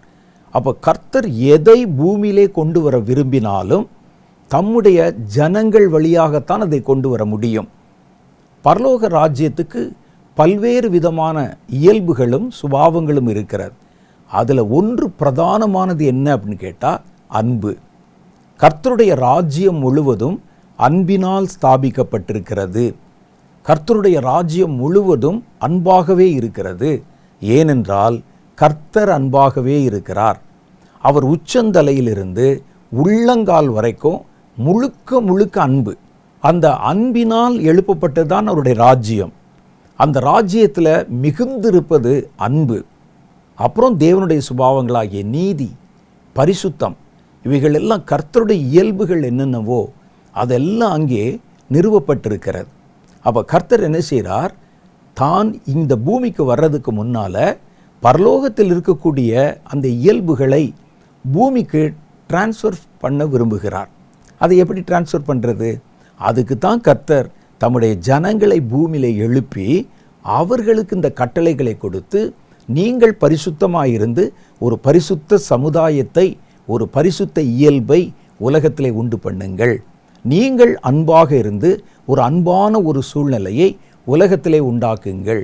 அதற்குண்டான அந்த அன்பை என் ஆவியினால் நான் உங்களுக்கு தருவேன். நீங்கள் அன்பு கூற ஆரம்பித்து விட்டால் பரலோகத்தின் அன்பு உங்கள் வழியாக பூமியிலே வெளிப்படும். அப்போ இந்த பூமியில் பரலோகத்தின் சாயல் உங்கள் வழியாக இங்கே ஸ்தாபிக்கப்படும். அதனால்தான் கர்த்தர் சில காரியங்களை நீங்கள் கண்டிப்பாக செய்யணும் அப்படின்னு சொல்கிறார். ஆனால் நாம் என்ன செய்கிறோம் என்றால், இந்த காரியத்தை விளங்கி கொள்ளாமல் அன்பு கூற சொன்னால் அன்பு கூற மாட்டோம், ஆனால் கிறிஸ்தவர்களாக இருப்போம். பரிசுத்தமாக இருக்க சொன்னால் பரிசுத்தமாக இருக்க மாட்டோம், ஆனால் கிறிஸ்தவர்களாக இருப்போம். நீதி உள்ளவர்களாக இருக்க வேண்டும் என்று சொன்னால் நீதியை விட்டு விலகி இருப்போம், ஆனால் கிறிஸ்தவர்களாக இருப்போம். ஆண்டவருக்கு இப்படிப்பட்டவங்க தேவையில்லை. பரலோக ராஜ்யம் வரணும்னா, கர்த்தர் பூமிக்கு இறங்கி வரணும்னா, அதற்கு முந்தி அவருடைய ராஜ்யம் இங்கே வரணும். அந்த ராஜ்யத்தினுடைய சாயல் இங்கே உள்ளே கொண்டு வந்து ஸ்தாபிக்கப்பட வேண்டும். அதிலே காணப்படுகிற ஒவ்வொன்றும் பூமியிலே கொண்டு வரணும். அதை யார் மூலம் கொண்டு வருவது? அவரே எடுத்து கொண்டு வருவாரானா? இல்லை, அதை மனிதர்கள் மூலமாகத்தான் கொண்டு வர விரும்புகிறார். ஆகவே தான் ரட்சிக்கப்படுகிற ஒவ்வொரு மனிதனுக்கும் தம்மோடு கூட ஒரு இணைப்பை கொடுத்து, நமக்கு பாருங்க, மற்றவர்களுக்கு இல்லாத ஒரு பெரிய பாக்கியம் என்னென்னா, பரலோகத்தோடு நம்ம இணைக்கப்பட்டிருக்கிறோம். வேதம் சொல்லுகிறது, அவர் சிலுவையில் சிந்தின இரத்தத்தினால் பிரிந்து கிடந்த இரு திறத்தாரையும் ஒன்றாக்கி வானத்தில் உள்ளவைகள் பூமியில் உள்ளவர்கள் எல்லாம் தமக்கு முன்பாக ஒன்றாயிருக்கும்படிக்கு ஒப்புரவாக்கினார். அதான வேதவசனம். அப்போ பிரிந்து கிடந்த நம்மை, ஒரு கூட்டத்தாரை, தம்முடைய சிலுவையில் சிந்தின இரத்தத்தை ஏற்றுக்கொண்டவர்களை கர்த்தர் பரலோகத்தோட ஒரு இணைப்பை தருகிறார். எதற்கு அந்த இணைப்பை தருகிறார்? அவர் அதை தம்முடைய இரத்தத்தினாலும் தம்முடைய ஆவியினாலும் அந்த இணைப்பை ஏற்படுத்துகிறார். அப்போ என்ன செய்கிறார்? அந்த இணைப்பின் மூலம் அங்கு இருக்கிறவைகளை உங்கள் வழியாக பூமிக்கு கடத்துகிறார். அது கடத்த முடியலைன்னு வச்சுக்கோங்க, நீங்கள் அதை குறித்து கவலைப்படவில்லை, அதை வாங்கி நீங்கள் பூமிக்கு கொண்டு வரவில்லை, அந்த சுபாவத்தை உங்கள் வாழ்க்கையில் உங்களால் வெளிப்படுத்த முடியவில்லை என்றால், தேவன் செய்ய நினைத்த விரும்பின காரியத்தை உங்களால் நிறைவேற்ற முடியாமல் போய்விடும். அதனால்தான் கர்த்தர் உங்களை அன்பு கூறுங்கள் என்று சொல்லுகிறார். ஏனென்றால் பரலோகத்தில் இருக்கிற அந்த அன்பு பூமிக்கு வரணும். பூமியில் பொதுவாகவே ஒரு அன்பு இருக்குது, அது இயற்கையான அன்பு, அதுவும் கூட தேவனிடத்திலிருந்து வந்தது தான். மனுஷர் மாத்திரம் இல்லை, மிருகங்கள் கூட அன்பு செய்யும். நீங்கள் இதை பார்த்துருப்பீங்க. ஒரு சிங்கமாக இருந்தாலும் ஒரு கரடியாக இருந்தாலும் தன் குட்டியின் மேலே அன்பு செலுத்தும். ஒரு யானையை பாருங்கள், அந்த குட்டியின் மேலே அவ்வளோ அன்பு செலுத்தும். மனிதர்கள் அன்பு செலுத்துவாங்க. சில மிருகங்கள் தங்களுடைய இனத்தை தாண்டி, நாய் போன்றவைகள் மனிதர்களிடத்திலே அன்பு செலுத்தும். மனிதர்கள் நாயிடத்தில் அன்பு செலுத்துவாங்க. இதெல்லாம் ஒரு அடிப்படை அன்பு. அது இயற்கையாகவே ஒரு குட்டிக்கும் அதை பெற்றெடுத்த தாய்க்கும் இடையில் இருக்கிற ஒரு அன்பு. அதுவும் கூட தேவனால் உண்டாக்கப்பட்டது தான். ஆனால் அதை தாண்டி, இயல்பான அன்பை தாண்டி வேறொரு தெய்வீக அன்பை கர்த்தர் உலகத்துக்கு கொண்டு வர விரும்புகிறார். அதனால தான் உங்களை விசேஷமாய் கர்த்தர் வேறு பிரித்திருக்கிறார். நான் சொல்லுவது விளங்குகிறதா? இயற்கையிலே அன்பு இருக்குது, இயற்கையிலே அன்பு கூறுறாங்க. இது இல்லை, பரலோகத்தின் அன்பு என்பது பூமியிலே இயற்கையாய் காட்டப்படுகிற அன்பை விட வித்தியாசமான வேறொரு அன்பு. அதற்குத்தான் தெய்வீக அன்பு என்ற பெயரை சொல்லுகிறோம். தேவனுடைய அன்பு வித்தியாசமானது. தேவன் அன்பாகவே இருக்கிறார். கர்த்தர் என்ன செய்கிறார்? மனிதர்களுக்குள் இருக்கிற சாதாரண அன்பின் நிலை, ஒரு மிருகங்களுக்குள்ளே இருக்கிற சாதாரண அன்பின் நிலை, இதை தாண்டி தம்முடைய ராஜ்யத்தில் காணப்படுகிற தேவ அன்பினுடைய நிலை பூமியிலே கொண்டு வரப்படணும். அன்பு மாத்திரம் இல்லை, பரிசுத்தம் கொண்டு வரப்படணும், கீழ்ப்படிதல் கொண்டு வரப்படணும், அங்கு இருக்கிற மகிமை கொண்டு வரப்படணும். நம்ம இன்னைக்கு பார்க்குறது அன்பை பற்றி மாத்திரம். அதனால தான் நான் அன்பை உங்களுக்கு விளக்கி சொல்லுகிறேன். நீங்கள் ஒருவரில் ஒருவர் அன்பாக இருக்கிறதுனால பரலோகத்துக்கு என்ன லாபம் என்று நீங்கள் கேட்கலாம். அந்த அன்பு என்பது உங்கள் வழியாக இந்த பூமிக்குள்ளே கொண்டு வரப்படுகிறது, சபைக்குள்ளே கொண்டு வரப்படுகிறது. கர்த்தர் தம்முடைய காரியங்களை உங்கள் வழியாக கடத்தி பூமியிலே ஒரு சமுதாயத்தின் வழியாக அல்லது ஒரு சமுதாயத்துக்குள் அவைகளை இறக்கி வைக்க விரும்புகிறார். இது புரியாமல் நம்ம என்ன சொல்கிறோம் அப்படின்னா, கர்த்தர் எதெல்லாம் கொண்டு வர விரும்புகிறாரோ அந்த காரியங்களை குறித்து கவலைப்படாமல் காணிக்கை கொடுத்துட்டா போதும், சபைக்கு போயிட்டா போதும், ஏதோ 4 ட்ராக்ஸ் கொடுத்துட்டா போதும், ஒரு ஊழியம் செஞ்சுட்டா போதும். கர்த்தருடைய நோக்கம் இது அல்ல. கர்த்தருடைய நோக்கம் தம் ராஜ்யம் இந்த பூமிக்குள் வருவதற்கு முன்பு பரலோக ராஜ்யத்தில் இருக்கிற அவருடைய முக்கியமான சாயல்களை உங்கள் வழியாக இந்த பூமிக்கு உள்ளே கொண்டு வரணும், உங்கள் வழியாக கடத்தணும். ஒரு மின்சாரம் பாய்கிற அந்த வயரு எப்படி ஒரு இடத்தில் இருக்கிற மின்சாரத்தை கடத்தி வேறொரு இடத்துக்குள்ளே கொண்டு வருகிறதோ, அதே போல் பரலோகத்தோடு இணைக்கப்பட்டிருக்கிற நீங்கள் ஒரு மின்சார வயர் மாதிரி. மின்சார வயர் வழியாக எப்படி வருதோ அதே போல் தேவனுடைய அன்பாக இருந்தாலும், தேவனுடைய சுபாவமாக இருந்தாலும், தேவனுடைய காரியங்கள் எதுவாக இருந்தாலும், ஆவிக்குரிய எல்லா காரியங்களும் உங்கள் வழியாக இந்த பூமியிலே வரணும் அப்படின்னு கர்த்தர் விரும்புகிறார். அதனால் அதில் பிரதானமானது அன்பு. ஏனென்றால் அவர் அன்பாகவே இருக்கிறார் என்று வேதம் உறுதியாக சொல்லுகிறது. அப்போ அன்பில்லாத இடத்துல தேவன் இருக்க முடியாது. அவர் ஒரு தெய்வீக அன்பை உங்கள் மூலமாக இந்த உலகத்துக்குள்ளே கடத்த விரும்புகிறார். அதனால தான் சொல்கிறார், நான் உங்களிடத்தில் அன்பாயிருக்கிறது போல நீங்கள் ஒருவரில் ஒருவர் அன்பாயிருங்க. ஏனென்றால் தன்னுடைய அன்பை போல உங்கள் அன்பு இருக்கணுமா, அவருடைய ராஜ்யத்தில் இருக்கிற அன்பு. இங்கே இயற்கையிலே வைக்கப்பட்டிருக்கிற அன்பு போல அது எல்லாருக்குள்ளேயும் இருக்கும், அது இல்லை. அதை விட மேலான தம்முடைய அன்பு, நான் உங்களிடத்தில் அன்பாயிருக்கிறது போல. அப்போ ஏன் அன்பு மாதிரியே உங்கள் அன்பு பூமியிலே வெளிப்பட வேண்டும். அது வரும்போது ஒரு அன்பு நிறைந்த ஒரு சமுதாயத்தை பூமியிலே உண்டாக்கும். ஒரு பரிசுத்தத்தை அப்படியே கடத்தும் போது பரிசுத்தம் நிறைந்த ஒரு சமுதாயத்தை பூமியிலே உண்டாக்கும்.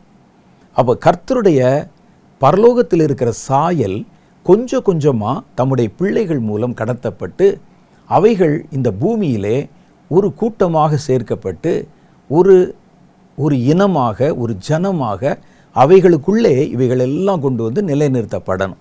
அப்போ தான் கர்த்தர் வர முடியும். அப்போ கர்த்தர் தம்முடைய தேவ தூதர்களை கொண்டு இதெல்லாம் கொண்டு வந்து உள்ளே வைக்க முடியாது. இதெல்லாம் சுபாவங்கள், இதெல்லாம் இயல்பான ஆவிக்குரிய காரியங்கள். அங்கே இருக்கிற ஒரு பலிபீடத்தை தூக்கிட்டு வானா தூதன் கொண்டாந்துருவார். அங்கே இருக்கக்கூடிய ஒரு ஜெபதூபத்தை கொண்டு வானா தூதர் கொண்டாந்துருவார். ஒரு அன்பை கொண்டு வான்னு சொன்னால் ஒரு தூதன் இங்கே வந்து உங்களிடத்தில் அன்பை காட்டி பேசிகிட்டு இருக்க முடியாது. இந்த அன்பு, நீதி, பரிசுத்தம், தாழ்மை, இது மாதிரி தேவ சுபாவங்கள் இருக்குது பாருங்கள். இதெல்லாம் பரலோகத்தினுடைய சுபாவங்கள். அன்பு, சந்தோஷம், சமாதானம், சாந்தம், தயவு அப்படின்னு ஒரு 9 கனிகள் சொல்லப்படுது பாருங்க. அதெல்லாம் பரலோகத்தின் சாயல், பரலோகத்தினுடைய இயல்பு, பரலோகத்தின் சுபாவம். இவைகள் உங்களுக்குள்ளே உண்டாகி பூமியிலே கர்த்தருடைய ராஜ்யம் வருவதற்காக அவர் அங்கே இருக்கக்கூடிய காரியங்கள் உங்கள் வழியாக கொண்டு வரப்பட வேண்டும். அதனால்தான் கர்த்தர் இவைகளை வலியுறுத்தி சொல்லுகிறார். இது உன் வழியாக வரணும், அதுக்குத்தான் நான் உன்னை அழைத்திருக்கிறேன், அதற்காகத்தான் இரத்தம் சிந்தியிருக்கிறேன், அதற்காகத்தான் உனக்காக வேதத்தை கொடுத்திருக்கிறேன், ஊழியர்களை கொடுத்திருக்கிறேன். நீங்கள் என்ன நினைக்கிறீங்க, ஏதோ காசை போட்டுட்டா கதை முடிஞ்சிடும், ஒரு 4 ட்ராக்ஸை தெருவில் நின்று கொடுத்துட்டா கதை முடிஞ்சிடும், ஒரு சபை நடத்தி விட்டால் நம்ம கர்த்தருக்கு எல்லாம் செஞ்சு இல்லை. நீங்கள் அவர் ராஜ்யத்துக்கு வருவதற்காக ஒரு கருவியாக நீங்கள் பயன்படுத்தப்பட வேண்டும். அந்த ராஜ்யத்தில் இருக்கக்கூடிய சாயல், அங்கு இருக்கக்கூடிய காரியங்கள் உங்கள் மூலமாக இந்த பூமியிலே வெளிப்பட வேண்டும். ஒரு சபை உங்களுக்குள்ள இருக்குதா, அந்த சுபாவத்தை நீங்கள் உங்களுக்குள் பெற்றுக்கொண்டு உங்கள் சபையில் இறக்கி வைக்கணும்.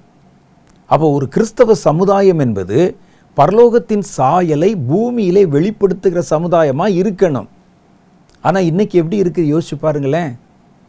வெளி உலகத்தில் என்ன நடக்குதோ அதே தான் ஊரில் சபைக்குள்ளே நடக்குது. அவன் சண்டை போட்டுக்கொண்டு நாற்காலிக்காக சண்டை போடுவாங்க, என்ன வேணாலும் பேசுவாங்க. எங்கே வெளியே அரசியலில் இன்றைக்கி அப்படி இப்படின்னு பேசுவான், நாளைக்கு வேறு மாதிரி அவர்களை வந்து நண்பர்களாக்கி பேசுவாங்க. 2 நாக்கு 3 நாக்கு பேசுவாங்க. ஒரு பதவியை பிடிக்கிறதுக்கு எந்த எக்ஸ்ட்ரீமுக்குள்ளேயும் போவாங்க. சபைக்குள்ளே என்ன நடக்குது, அதே தான் சபைக்குள்ளேயே நடக்கிறது. சபைக்குள்ளே பாருங்கள், எலெக்ஷன் வந்தால் சண்டை, ஒருவருக்குள் ஒருவர் பகை. அப்போ நம்ம என்ன நினைக்கிறோம், கடவுளுடைய சித்தத்தை செய்ய வேண்டாம் அல்லது அவருடைய சுபாவத்தை பூமியில் வெளிப்படுத்த வேண்டாம், ஆனால் கிறிஸ்தவர்களாக இருந்தால் போதும், அதுவே நம்ம கிறிஸ்துவுக்கு செய்கிற ஒரு பெரிய சேவை என்று நம்ம நினைத்து கொண்டிருக்கிறோம். நாங்களாம் கிறிஸ்தவர்களாக இருக்கிறோமே, அதுவே கிறிஸ்துவுக்கு நாம் செய்கிற சேவை என்று. கரண்ட்டு வராத வயரு வீட்டில் 1000கணக்காக தொங்கி கொண்டிருந்தாலும் என்ன பிரயோஜனம் சொல்லுங்கள்? அது கரண்ட்டு வராத வயரு. அது பரலோகத்தினுடைய எந்த சுபாவத்தையும் சாயலையும் பூமி கொண்டு வராது, கலர் கலராக தொங்கும், அவ்வளோதான். அது நீங்கள் கை வச்சு பாருங்கள், ஒன்றும் எந்த எஃபெக்டும் இருக்காது. நான் சொன்னேனே, ஒரு மின்சாரத்தை கடத்துவதற்கு எப்படி அந்த இணை வயர்கள் நமக்கு தேவைப்படுதோ, அதில் கரண்ட்டு போனால் தான் அதற்கு மரியாதை. அதில் கனெக்ஷன் போச்சு, வெளியே பார்த்தீங்கன்னா நிறைய ஒயர் இருக்குது, ஆனால் எதுலேயுமே மின்சாரம் பாயவில்லை. அதே போல் தான் இன்றைக்கு கிறிஸ்தவ சமுதாயம். நம்ம பரிசுத்தமாக இருக்கணும்னு அவசியம் இல்லை, அன்பாக இருக்கணும்னு அவசியம் இல்லை, ஒருவரை ஒருவர் நேசிக்கணும்னு அவசியம் இல்லை. ஆனால் சர்ச்சுக்கு போனால் போதும், கிறிஸ்தவர்களாக இருந்தால் போதும். அப்போ பரலோகத்தினுக்கு அடுத்த காரியம் எது ஒன்றும் உங்கள் வழியாக பூமிக்குள் கொண்டு வரப்படவில்லை என்றால் நீங்கள் கிறிஸ்தவர்களாய் மாறினதில் பிரயோஜனமே கிடையாது. ஒரு வயர் வச்சுருக்கோம், ஆனால் கரண்ட் வராதுங்க, அந்த வயர்னால் என்ன பிரயோஜனம்? நல்ல கலராக இருக்குதே, என்ன பிரயோஜனம்? அதனுடைய முழு நோக்கம் என்ன? அது மின்சாரத்தை கடத்தி கொண்டு வந்து நம்ம வீட்டுக்குள்ளே இருக்கக்கூடிய பொருள்களை இயக்க வேண்டும், அவ்வளோதானே. அதுதானே அதனுடைய நோக்கம். அப்போ கர்த்தர் என்ன செய்கிறார்? பரலோகத்திற்கு அடுத்த சாயலை உங்கள் வழியாக பூமிக்குள்ளே முதல்ல கொண்டு வர்றாரு. ஒரு சமுதாயத்தை உருவாக்குகிறார். பரலோகத்தின் சாயல் கொண்ட ஒரு சமுதாயத்தை உருவாக்குகிறார். அந்த பரலோகத்தின் சாயல் என்ன அப்படின்னா, கர்த்தர் உங்களிடத்தில் என்ன உருவாக வேண்டும் என்று விரும்புகிறார்னு பாருங்க. அவருடைய ஆவிக்குரிய 9 கனிகள், அன்பு, சந்தோஷம், சமாதானம், சாந்தம், தயவு, நற்குணம், இச்சையடக்கம், விசுவாசம், இதான் பரலோகத்தினுடைய சாயல். அந்த பொருள் எல்லாம் இங்கே பூமியில் கொண்டாந்து வைக்கணும். அந்த சூழ்நிலை அது மாதிரி உண்டாகணும். அன்புள்ள ஒரு சமுதாயம், சாந்தமுள்ள ஒரு சமுதாயம், நீதியை நம்புகிற ஒரு சமுதாயம், பரிசுத்தத்தை விரும்புகிற ஒரு சமுதாயம். இது வந்த பிறகு பூமியிலே தன்னுடைய பொருள்களை கொண்டு வந்து வச்ச பிறகு தான் அந்த ராஜா பூமிக்கு வர முடியும். அதனால தான் அவர் என்ன செய்கிறார்? வலியுறுத்துகிறார் நம்மை. உன் வழியா பரலோகத்தில் இருக்கிற இதை நான் பூமிக்கு கொண்டு வர விரும்புகிறேன். நீ அன்பாக இருக்கணும். உனக்கு கஷ்டமாக இருந்தால் கூட நீ அன்பாயிரு. அவனை நேசிக்க முடியாவிட்டால் கூட நேசி. உன் வழியாக என்னுடைய மகிமை, பரலோகத்தினுடைய சாயல் பூமிக்கு இறங்கி வரணும் என்று கர்த்தர் நம்மிடத்தில் எதிர்பார்க்கிறார். அப்போ இன்னைக்கு நம்ம அதில் பார்க்கறது, பரலோகத்தின் சாயலில் பிரதானமானது அன்பு. தேவன் அன்பாகவே இருக்கிறார் என்று 1 யோவான் 4:8 வாசித்தோம். தேவனே முழுக்க முழுக்க அன்பாகவே இருந்தால் அவர் படைத்த ராஜ்யம் எப்படி இருக்கும்? அந்த ராஜ்யத்திற்குள்ளே நடக்கிற நடைமுறைகள் எப்படி இருக்கும்? அவர்கள் நீதியை செலுத்துவது, தண்டனை கொடுப்பது, சங்காரம் பண்ணுவதெல்லாம் பொல்லாதவர்களுக்கு நடுவில் தான். அவங்க பரலோகத்துக்குள்ளே எங்கேயாவது சங்காரம் நடக்குதான்னு பாருங்கள், பரலோகத்துக்குள்ளே எங்கேயாவது அழிவு வருகிறதான்னு பாருங்கள். இல்லை, அவருடைய நீதியை செலுத்தும் போது பூமியில் சங்காரம் வருகிறது. அதை பார்த்துட்டு என்ன கர்த்தர் அன்புள்ளவர்னு சொல்கிறீங்களே அப்படின்னு. இது அவர்கள் செய்கிற பாவத்திற்கு கர்த்தர் கொடுக்கிற தண்டனை. அந்த தண்டனை முழுவதும், அழிவுகள் முழுவதும், சங்காரம் முழுவதும் பூமியிலேயோ சாத்தானுடைய ராஜ்யங்களுக்குள்ளே தான் நடக்குது இல்லையா, பரலோகத்துக்குள்ளே எங்கேயாவது நடக்குதான்னு பாருங்கள். பரலோகம் அன்பு நிறைந்ததாகவே இருக்கிறது. தேவனுடைய நீதியினால் அது ஸ்திரப்பட்டிருக்கிறது. கர்த்தருடைய பரிசுத்தம் அதற்கு அலங்காரமாக இருக்கிறது. அப்போ அப்படிப்பட்ட பரலோகத்தின் சாயலை முதல்ல பூமிக்கு கொண்டு வந்தால் தான் பூமியை ஆளுமை செய்ய போகிற கிறிஸ்து பூமிக்கு வர முடியும். நீங்கள் வெறும் கிறிஸ்தவர்களாக இருப்பது கர்த்தரை பூமிக்கு கொண்டு வந்து விடாது. நீங்கள் கிறிஸ்துவனுடைய தன்மை, கிறிஸ்துவனுடைய ராஜ்யத்தினுடைய சுபாவங்கள், இவைகளை பூமிக்கு கொண்டு வருகிறவர்களாக இருக்கணும், வெளிப்படுத்துகிறவர்களாக இருக்கணும். அதனால்தான் அவர் வற்புறுத்தி சொல்லுகிறார், நான் உங்களிடத்தில் அன்பாயிருக்கிறதைப் போல நீங்களும் ஒருவரில் ஒருவர் அன்பாயிருங்கள் என்று சொல்லுகிறார். அவருடைய அன்புக்கு நம்மை முழுவதுமாக ஒப்பு கொடுக்கும்போது அவருடைய அன்பு நம் வழியாக வெளிப்பட ஆரம்பிக்குது. பூமியில் ஏற்கனவே ஒரு அன்பு இருக்குது, அது இல்லை, அது அடித்தட்டு ஆரம்ப நிலை அன்பு, அது இயற்கையான ஒரு இயல்பான, அது இல்லை. கர்த்தர் அதை தாண்டி மேலும் ஒரு பெரிய ஒரு அன்பை, அவருடைய சுபாவமான அன்பைத்தான் அவர் பூமியிலே கொண்டு வர விரும்புகிறார். அதை உங்கள் மூலமும் என் மூலம் கொண்டு வர விரும்புகிறார். ஆகவே நம்ம அன்பாக இருந்து தான் ஆகணும். தேவனுடைய அன்பு நம்ம வழியாக கடந்து வந்து பூமிக்குள்ளே வெளிப்படத்தான் வேண்டும். அப்போ அதற்கு நம்ம கர்த்தருடைய அன்புக்கு நம்மை பரிபூர்ணமாக ஒப்பு கொடுக்கணும்.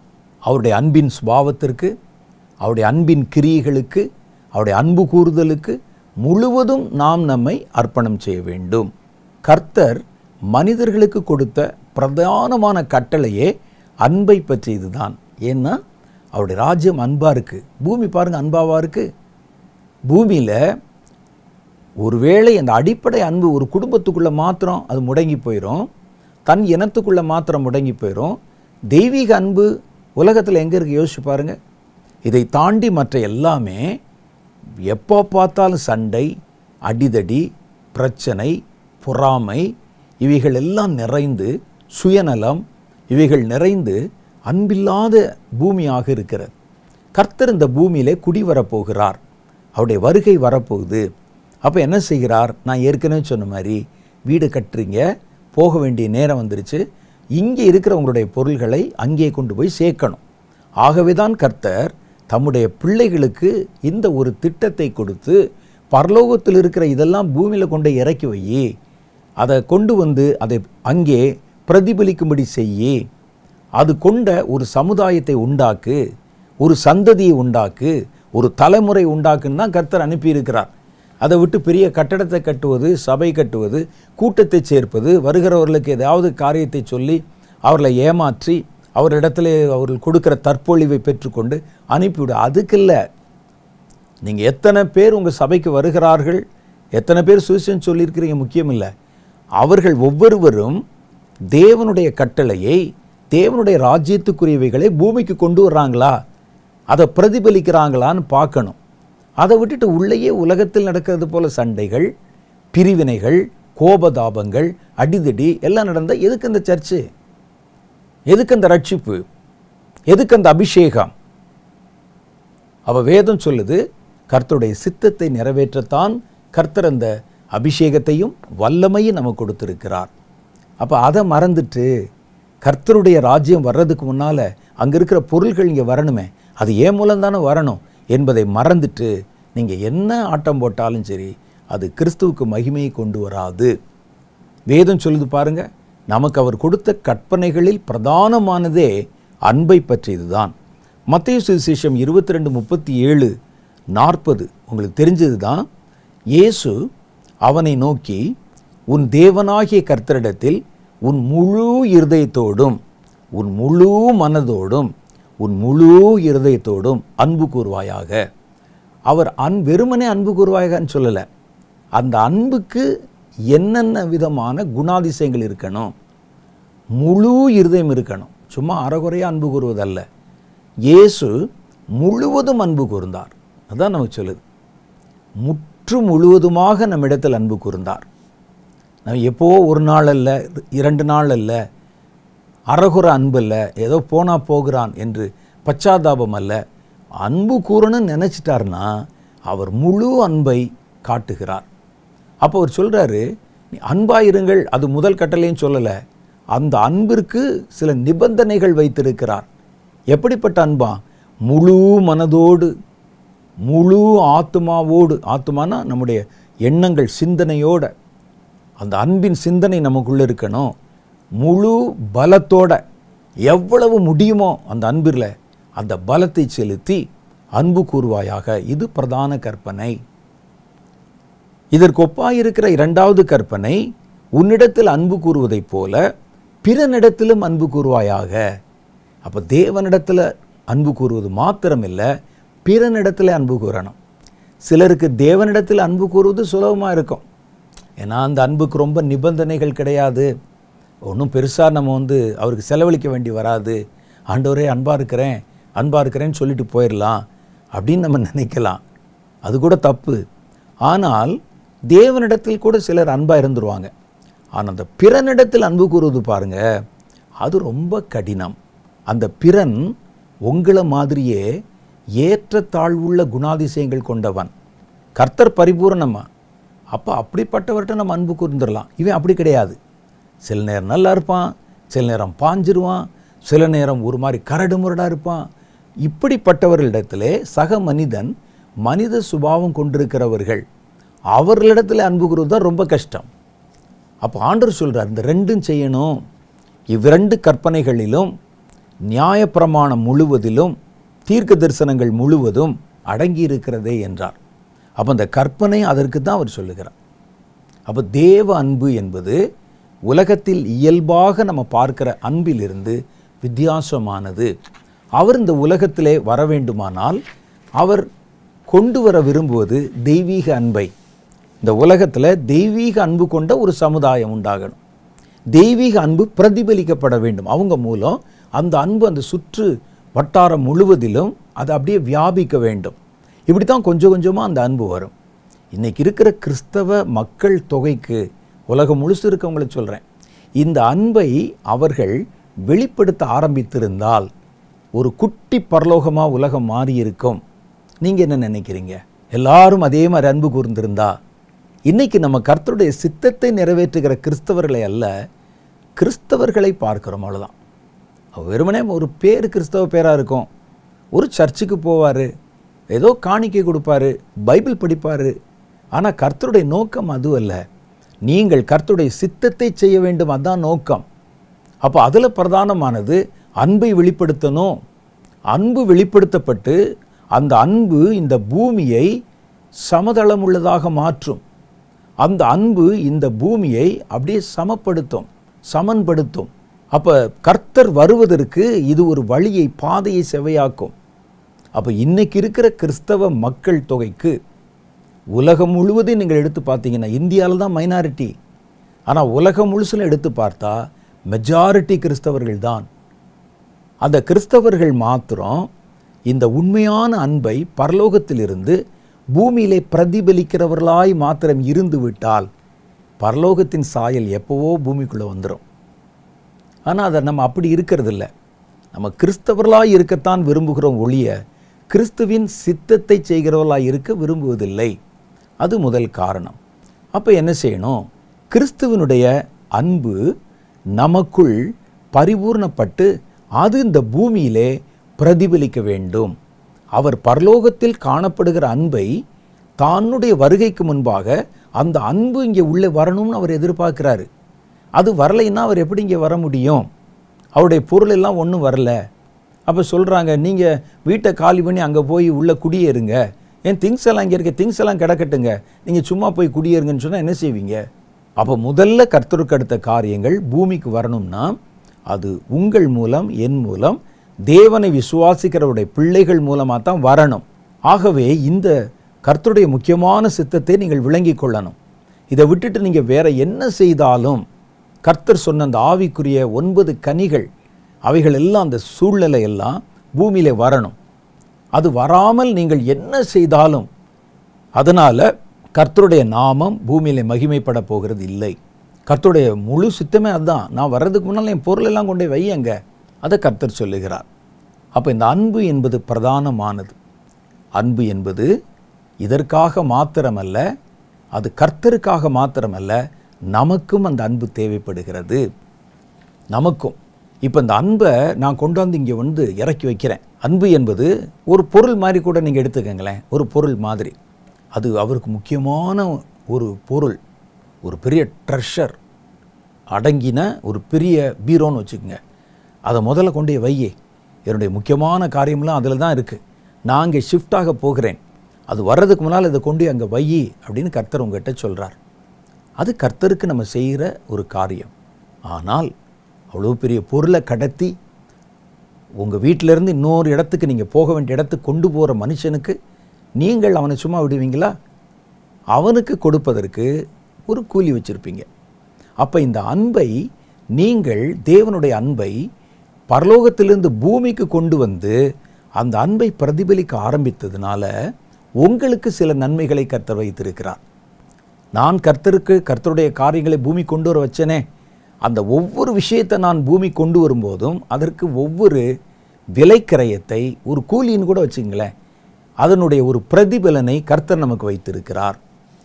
அப்போ இதில் அன்பு கூறுகிறவர்களுக்கு கர்த்தர் வைத்திருக்கக்கூடிய நன்மைகள் என்ன? அன்பு முதல்ல பூமிக்கு வருவது தேவனுக்காகத்தான் ஃபஸ்ட்டு. அது உங்கள் வழியாக கொண்டு வரணும். கொண்டு வந்ததற்கு உங்களுக்கு கர்த்தர் ஒரு பிரதிபலனை கொடுக்க விரும்புகிறார். அந்த அன்பு கூறுவதனால் நமக்கு கிடைக்கிற பிரதிபலன்கள் என்ன என்பதை பற்றி வேதம் சொல்லுகிறது. வேகமாக வாசித்து தியானித்து முடிச்சிடலாம். 1, தீமையிலிருந்து உங்களை காப்பாற்றும் அன்பு கூறுதல். சங்கீத புஸ்தகம் 91வது அதிகாரம் 14, 15, 16 சொல்லுகிறது, அவன் என்னிடத்தில் வாஞ்சியாயிருக்கிறபடியினால் அவனை விடுவிப்பேன். நீங்கள் அன்பு கூறுவதனால உங்களுக்கு செலவு, இதனால் நமக்கு என்ன பிரயோஜனம், நாம் உண்டு நம்ம வேலை உண்டுன்னு சமுதாயத்திலேருந்து ஒதுங்கி விலகி இருந்து கொள்ளுவோம். யாருக்கிட்டே அன்பு கூற வேணாம், மனிதரிடத்தில் அன்பு கூர்ந்து நம்ம ஏமாந்தது தான் மிச்சம். ஒரு கிளி வாங்கி வளர்த்துக்குருவோம், ஒரு நாய் வாங்கி வளர்த்துக்குருவோம், ஒரு பூனை வாங்கி வளர்த்துக்குருவோம் அப்படின்னு இருக்கிறவங்க இருக்கிறாங்க. ஆனால் வேதம் சொல்லுது, நீங்கள் அவரிடத்தில் அன்பு கூறுகிறதுனால, அவருடைய கட்டளை நிமித்தம் நீங்கள் உங்கள் அயலானிடத்தில் அன்பு கூறுகிறதுனால, அந்த அன்பின் நிமித்தம் உங்களுக்கு கர்த்தர் வைத்திருக்கிற நன்மையை பாருங்கள். அவன் என்னிடத்தில் வாஞ்சியாயிருக்கிறபடியினால், வாஞ்சைனா அவரிடத்தில் பிரியம், அன்பாயிருக்கிறபடியினால் அவனை விடுவிப்பேன். இப்படி அன்பாயிருக்கிறவங்களை கர்த்தரே வந்து விடுவிப்பார். எந்த ஒரு பிரச்சனையில் மாட்டிக்கொண்டாலும், பிரச்சனை பெரிது போல தெரிந்தாலும் கர்த்தர் உங்களை விடுவிப்பேன் என்று வாக்கு கொடுத்திருக்கிறார். என் நாமத்தை அவன் அறிந்திருக்கிறபடியினால் அவனை உயர்ந்த அடைக்கலத்தில் வைப்பேன். யார? என் மேலே அன்பு கூறுகிறவனை, என் அன்பை வெளிப்படுத்துகிறவனை, வாஞ்சியாயிருக்கிறவனை. அவன் என்னை நோக்கி கூப்பிடுவான், நான் அவனுக்கு மறு உத்தரவு அருளி செய்வேன். அந்த ஜெபத்துக்கு உடனே நான் பதில் கொடுப்பேன். பல சமயங்களில் நம்முடைய ஜெபங்களுக்கு ஏன் பதில் வருவதில்லை யோசிச்சு பாருங்கள். நம்ம கர்த்தருடைய அன்புக்கு நம்ம தூரமாக விலகி நிற்போம்.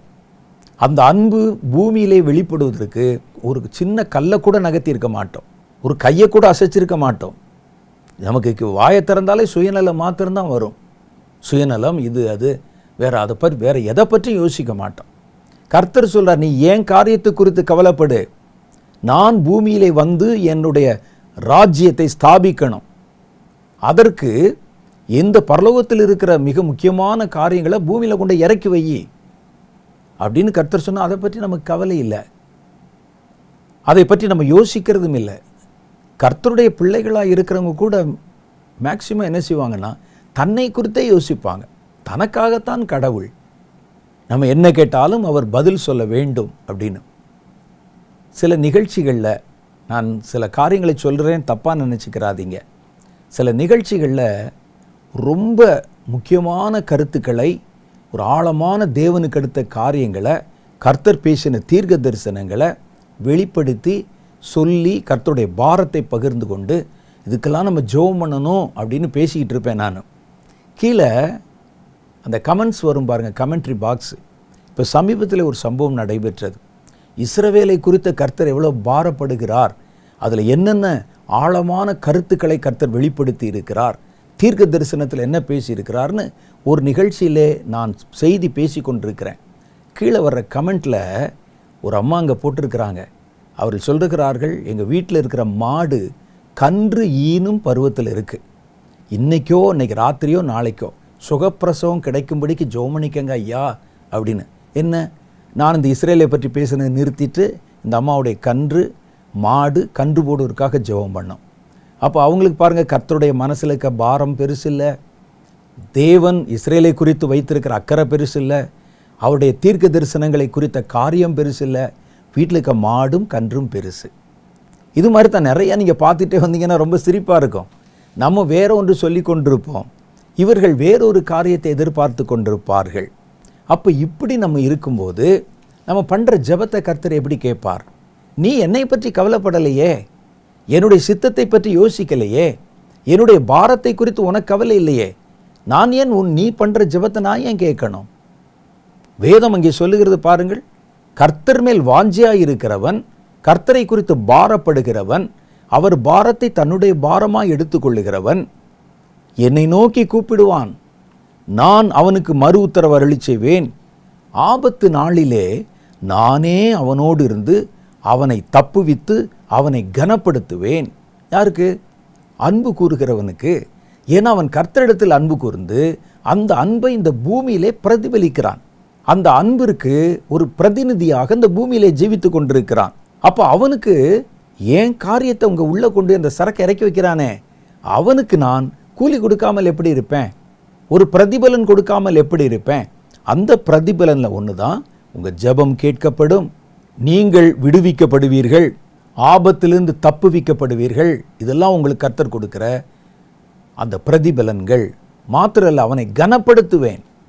அவனை அவமரியாதைப்படுத்தி துன்பப்படுத்தி வேதனைப்படுத்தி சிக்க வைக்க நினைச்சாங்கல்ல, அதே இடத்துல நான் அவனை கனப்படுத்துவேன். யார? என்னிடத்தில் வாஞ்சியாக இருக்கிறவன், என் மேலே அன்பு செலுத்துகிறவன், என் அன்புக்கு சாட்சியாக ஜீவிக்கிறவன். அது மாத்திரம் இல்லை, அடுத்த 16வது வசனம் சொல்லுது, நீடித்த நாட்களாக அவனை திருப்தியாக்கி என் ரட்சிப்பை அவனுக்கு காண்பிப்பேன். எவ்வளோ பெரிய காரியம் பாருங்கள், கூலி பாருங்கள். அந்த அன்பை சுமந்து அவருடைய அன்பை நம்ம பூமியிலே காண்பித்து கர்த்தருடைய அன்பிற்கு ஒரு பிரதிநிதியாக பூமியிலே நம்ம இருக்கிறோம். கர்த்தர் அந்த அன்பை நம்ம வழியாக அந்த பூமிக்குள்ளே செலுத்தி கொண்டே இருக்கிறார். அப்போ அதற்கு கர்த்தர் அப்படி அன்பு கூறுகிறவர்களை சும்மா விட்டு விடுவதில்லை. அவர்களை காப்பாற்றவும் தப்புவிக்கவும் கனம் பண்ணவும் அவர்களை திருப்தியாக்கவும் கர்த்தர் வாக்கு கொடுத்திருக்கிறார். வாக்குத்தத்தம்னா அப்படித்தான், ஒரு காரியத்தை செய்துதான் அந்த வாக்குத்தத்தத்தை பெற முடியும். நீங்கள் சும்மா இன்னைக்கு சொல்கிறாங்களே வாக்குத்தத்தத்தை காமிச்சு இது மேலே கை வச்சு ஜெபம் பண்ணுங்க, அப்படிலாம் கை வழியாக உள்ளெல்லாம் ஏறாது. யார் சொன்னது உங்களுக்கு? வாக்குத்தத்தத்து மேலே கை வைங்க, ஒவ்வொரு மாதமும் ஒரு வாக்குத்தத்தத்தை எங்கள் ஆராதனையில் உங்களுக்கு கொடுக்குறோம், ஒரு உற்சாகப்படுத்துவதற்கு வாங்கிக்கிங்க. ஆனால் அது இப்படிலாம் இந்த கிளி ஜோசிய மாதிரி மேலே கை வைத்து நம்ம எல்லாம் ஜெபம் பண்ணோம் அப்படியே உள்ள அப்படிலாம் ஏறாது. அந்த வாக்குத்தத்தத்தை பெற நீங்கள் என்ன செய்ய வேண்டுமோ அதை செய்தால்தான் அந்த வாக்குத்தத்தம் கிடைக்கும். இங்கே சொல்லப்பட்ட இந்த வாக்குத்தத்தம் யாருக்கு கிடைக்கிறது பாருங்கள்.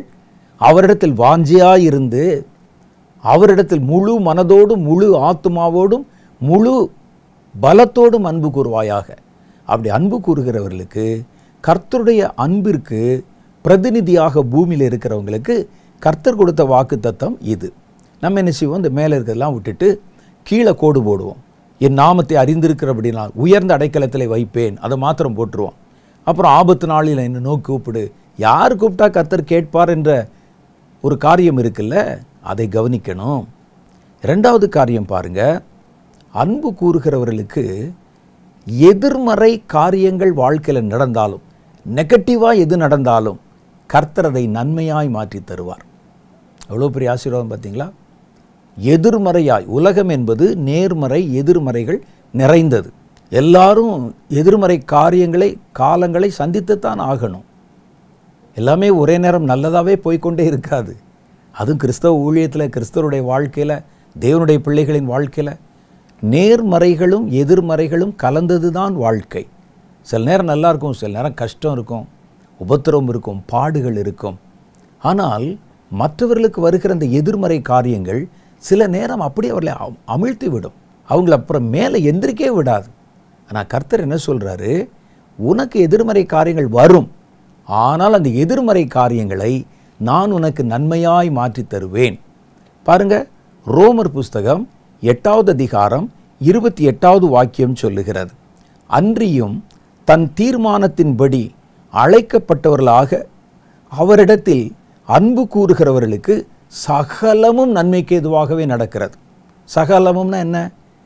பாசிட்டிவான காரியங்கள், நெகட்டிவான காரியங்கள் எதுவாக இருந்தாலுமே கடைசியில் நன்மையாக முடிஞ்சிடும். அப்படியே போய் அமிழ்த்து விழுவது மாதிரி தெரியும். யோசேப்புக்கு அப்படித்தான், தன்னுடைய குறையை சொல்லி அழுவதற்கு கூட ஆள் இல்லை, உடன் பிறந்த சகோதரர்கள் இல்லை, உடன் பிறந்தவர்கள் யாரும் அங்கே இல்லை, தாய் இல்லை, தகப்பன் இல்லை, தனியாக வேற ஒரு தேசம், மொழி தெரியாத தேசம், அந்நியரிடத்தில் சிக்கிக்கொண்டார். அவர் மேலே குற்றம் சாட்டப்பட்ட போது கூட தன்னுடைய நியாயத்தை எடுத்துரைப்பதற்கு அவருக்கு வழி இல்லை. அப்போ நம்ம என்ன நினைப்போம், அவ்வளோதான் நம்முடைய வாழ்க்கை முடிந்தது. நல்ல தகப்பன் வீட்டில் எதிர்மறையாக நேர்மறையாக எவ்வளவோ நன்மை எனக்கு கிடைச்சது, இப்போது அபயமிடுவதற்கு கூட, என்னுடைய அங்கலாய்ப்பை பகிர்ந்து கொள்ளக்கூட ஒரு மனிதன் கூட இல்லாத ஒரு சூழ்நிலையில் கை கால்கள் கட்டப்பட்டு சிறைச்சாலையில் கிடக்கிறேனே, இது ஏன் என்னுடைய வாழ்க்கையில் இப்படி வந்திருக்கிறதே?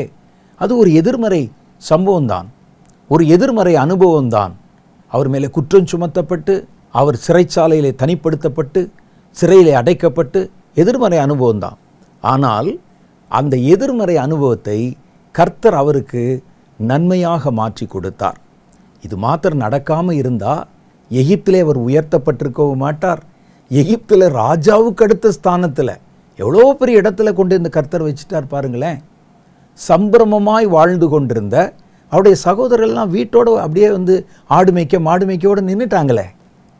ஆனால் இவர் தேவனிடத்தில் அன்பும் தேவனிடத்தில் விசுவாசமாக உறுதியாக இருந்ததுனால அவருக்கு நேரிட்ட எதிர்மறை காரியங்கள் அவ்வளோதான் அவருடைய வாழ்க்கையே போச்சு. இனி அவரை யார் ஏற்றுக்கொள்வார்கள் என்று இருந்த காலம் போக கர்த்தர் அவரை அவமானப்பட்ட அதே இடத்துல உயர்த்தி அவரை ராஜாவே சொல்கிறார், சிங்காசனத்தில் மாத்திரம் நான் ராஜாவாக இருப்பேன், மற்றபடி அதிகாரம் முழுசும் உன் கையில் தான் இருக்குது. யோசேப்பு உங்களுக்கு என்ன கட்டளையிடுகிறானோ அதை அப்படியே கேட்டு நீங்கள் நிறைவேற்ற வேண்டும் என்று அவரிடத்தில் தேசத்தின் முழு பொறுப்பை கொடுத்தாராம். இவ்வளவுக்கும் யோசேப்பு ஒரு எகிப்தியன் கிடையாது, அவருடைய இனத்தைச் சேர்ந்தவர் கிடையாது, அவர்களுடைய தெய்வங்களை ஆராதிக்கிறவரும் கிடையாது, ஒரு அந்நிய தேசத்தைச் சேர்ந்தவர். அவர் கையில் அவ்வளோ பொறுப்பை கொடுக்க கர்த்தர் வச்சாரே. அப்போ வேதம் சொல்லுது, என்னிடத்தில் அழைக்கப்பட்டவர்களாக அன்பு கூறுகிறவர்களுக்கு சகலத்தையும், எல்லா எதிர்மறையையும் நேர்மறையில் வர்றதையும் நான் ஆசீர்வாதமாய் மாற்றித் தருவேன், நன்மைக்கு ஏதுவாகவே முடிய பண்ணுவேன் என்று கர்த்தர் அவர்களுக்கு வாக்கு கொடுத்திருக்கிறார். அடுத்த 3வது காரியம் பாருங்க, அன்பு எங்கே இருக்கிறதோ நான் அவர்கள் நடுவிலே வாசமாயிருக்கிறேன். யோவான் 14வது அதிகாரம் 23வது வசனம்.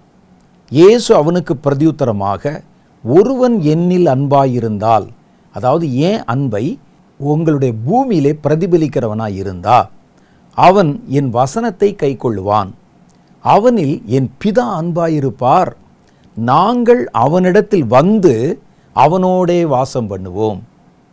பார்த்தீங்களா, என்னிடத்தில் அன்பாயிருந்தா, அந்த பரலோகத்தின் அன்புக்கு இவன் சாட்சியாக பூமியில் வாழ்ந்தால், அந்த அன்பை பிரதிபலிப்பதற்கு இவன் தன்னை ஒப்பு கொடுத்து உதவி செய்தால், அவன் கூட நாங்கள் வாசமாக இருப்போம். நான்னு சொல்லலை, ஆவியானவர் கூட இருப்பார்னு சொல்லலை, நாங்கள். யார் இந்த நாங்கள்?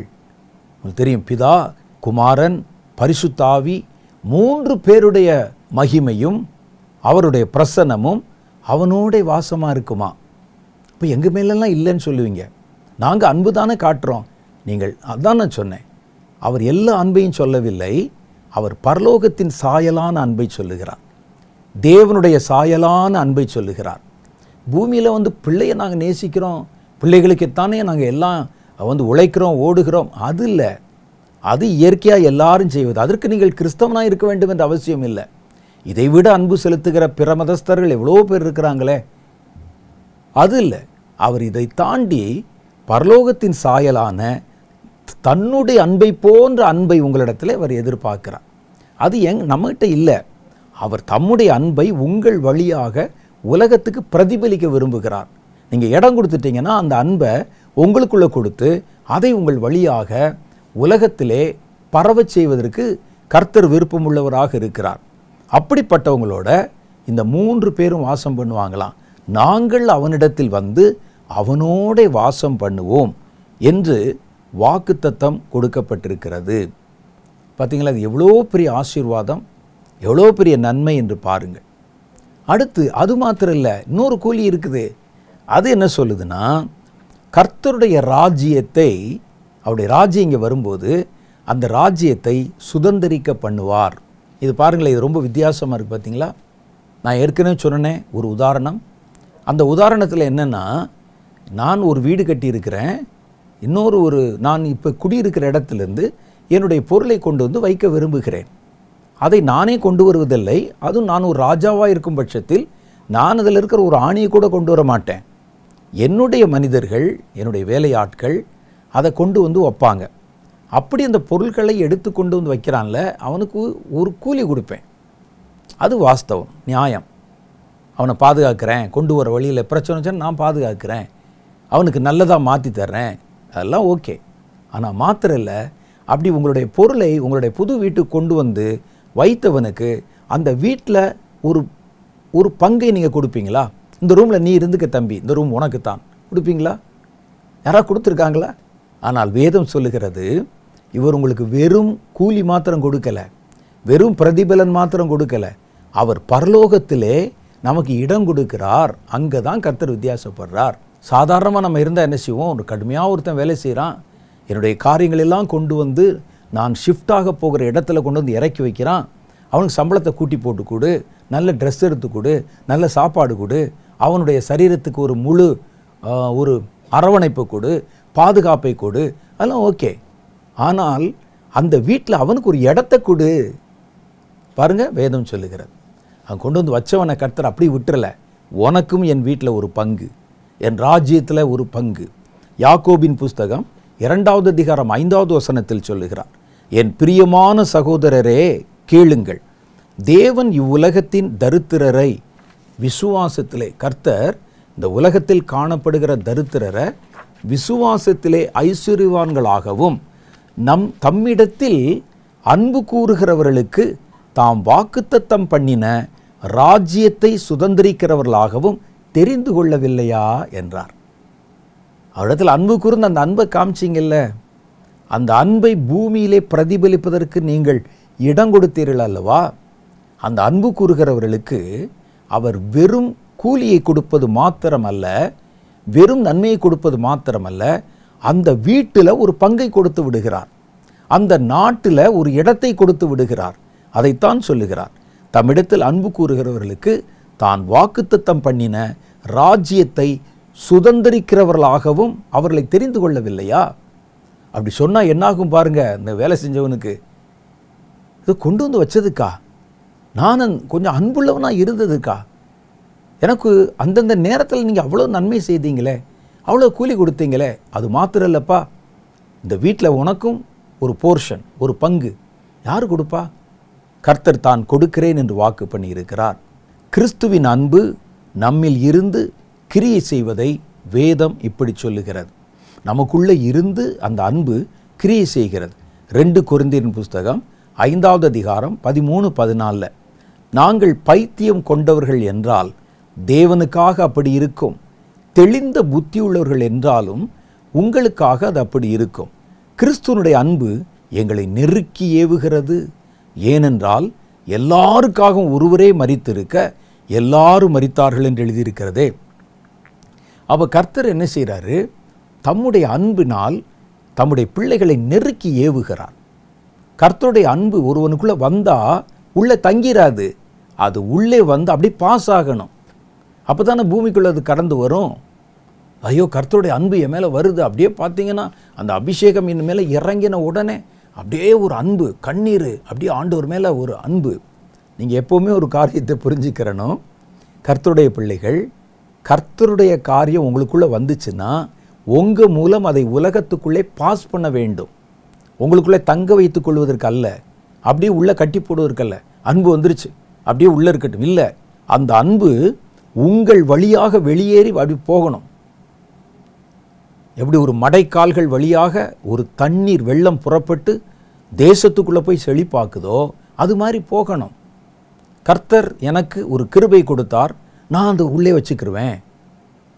கர்த்தர் எனக்கு அன்பை கொடுத்தார், அப்படியே உள்ளே வச்சுக்க இல்லை. அன்பை கொடுத்தால் அது உங்கள் வழியாக பாஸ் ஆகணும்னு கர்த்தர் கொடுக்கிறார். பாருங்கள், இப்படித்தான் ஒருவன் தப்பு செஞ்சிட்டான். 1 தாலந்து வாங்கினவன் இது எனக்குள்ளே தான் இருக்கணும் போல இருக்குன்னு நினச்சி அதை அவன் மண்ணிலே புதைத்து வைத்து விட்டான். அதுதானே பெரிய தவறாக போச்சு. கர்த்தர் உங்கள்கிட்ட என்ன கொடுத்தாலும், வேதத்தை கொடுத்தா அதை அப்படியே வெளிப்படுத்தி மற்றவங்களுக்கு பரவ செய்யுங்க. கர்த்தர் உங்களுக்கு ரட்சிப்பு கொடுத்தாரா, அந்த ரட்சிப்பு உங்களுக்குள்ளே வைத்துக் கொள்வதற்கல்ல, அதை அப்படியே பாஸ் பண்ணணும் உலகத்தில். கர்த்தர் உங்களுக்குள்ளே அன்பை கொடுக்குறாரா, உலகத்துக்குள்ளே பாஸ் பண்ணணும். அந்த அன்பு நெருக்கி ஏவுகிறது. என்ன நெருக்கி ஏவுது? எதுக்காக? எதுக்குன்னா அந்த அன்பு என்னை நெருக்கி இந்த அன்பை மற்றவர்களுக்கு காட்டு, அது ஒட்டச்சிக்கிட்டு வெளியே போகுது. அந்த அளவுக்கு அந்த அன்பு உள்ளே வருகிறது. எது ஒன்று பரலோகத்திலிருந்து உங்களுக்குள்ளே கொடுக்கப்பட்டாலும் அது உங்களுக்கானது மாத்திரம் அல்ல, அது உங்கள் வழியாக உலகத்தில் பரவுவதற்காக கொடுக்கப்படுகிறது. அதை நம்ம புரிஞ்சிக்கிறணும்.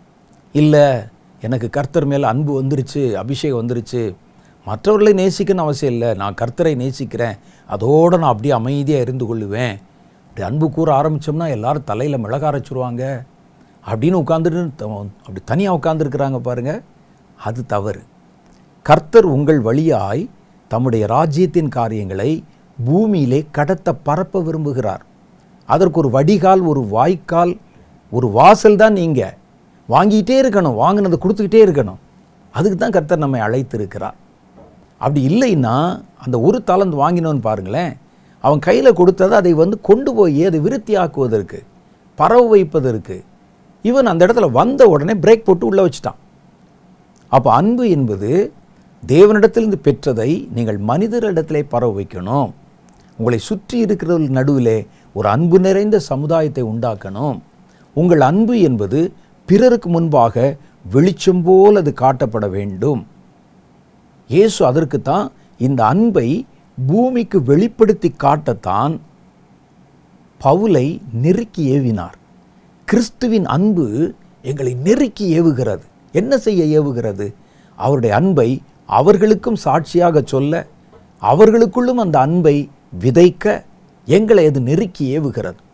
ஆகவே தான் அவன் அடித்தாலும், துன்புறுத்தினாலும், வேதனைப்படுத்தினாலும் எந்த சூழ்நிலையிலும் நாங்கள் அந்த அன்பிற்கு பணிவிடை செய்யவும் ஊழியம் செய்யவும் ஆயத்தமாய் காத்திருக்கிறோம்.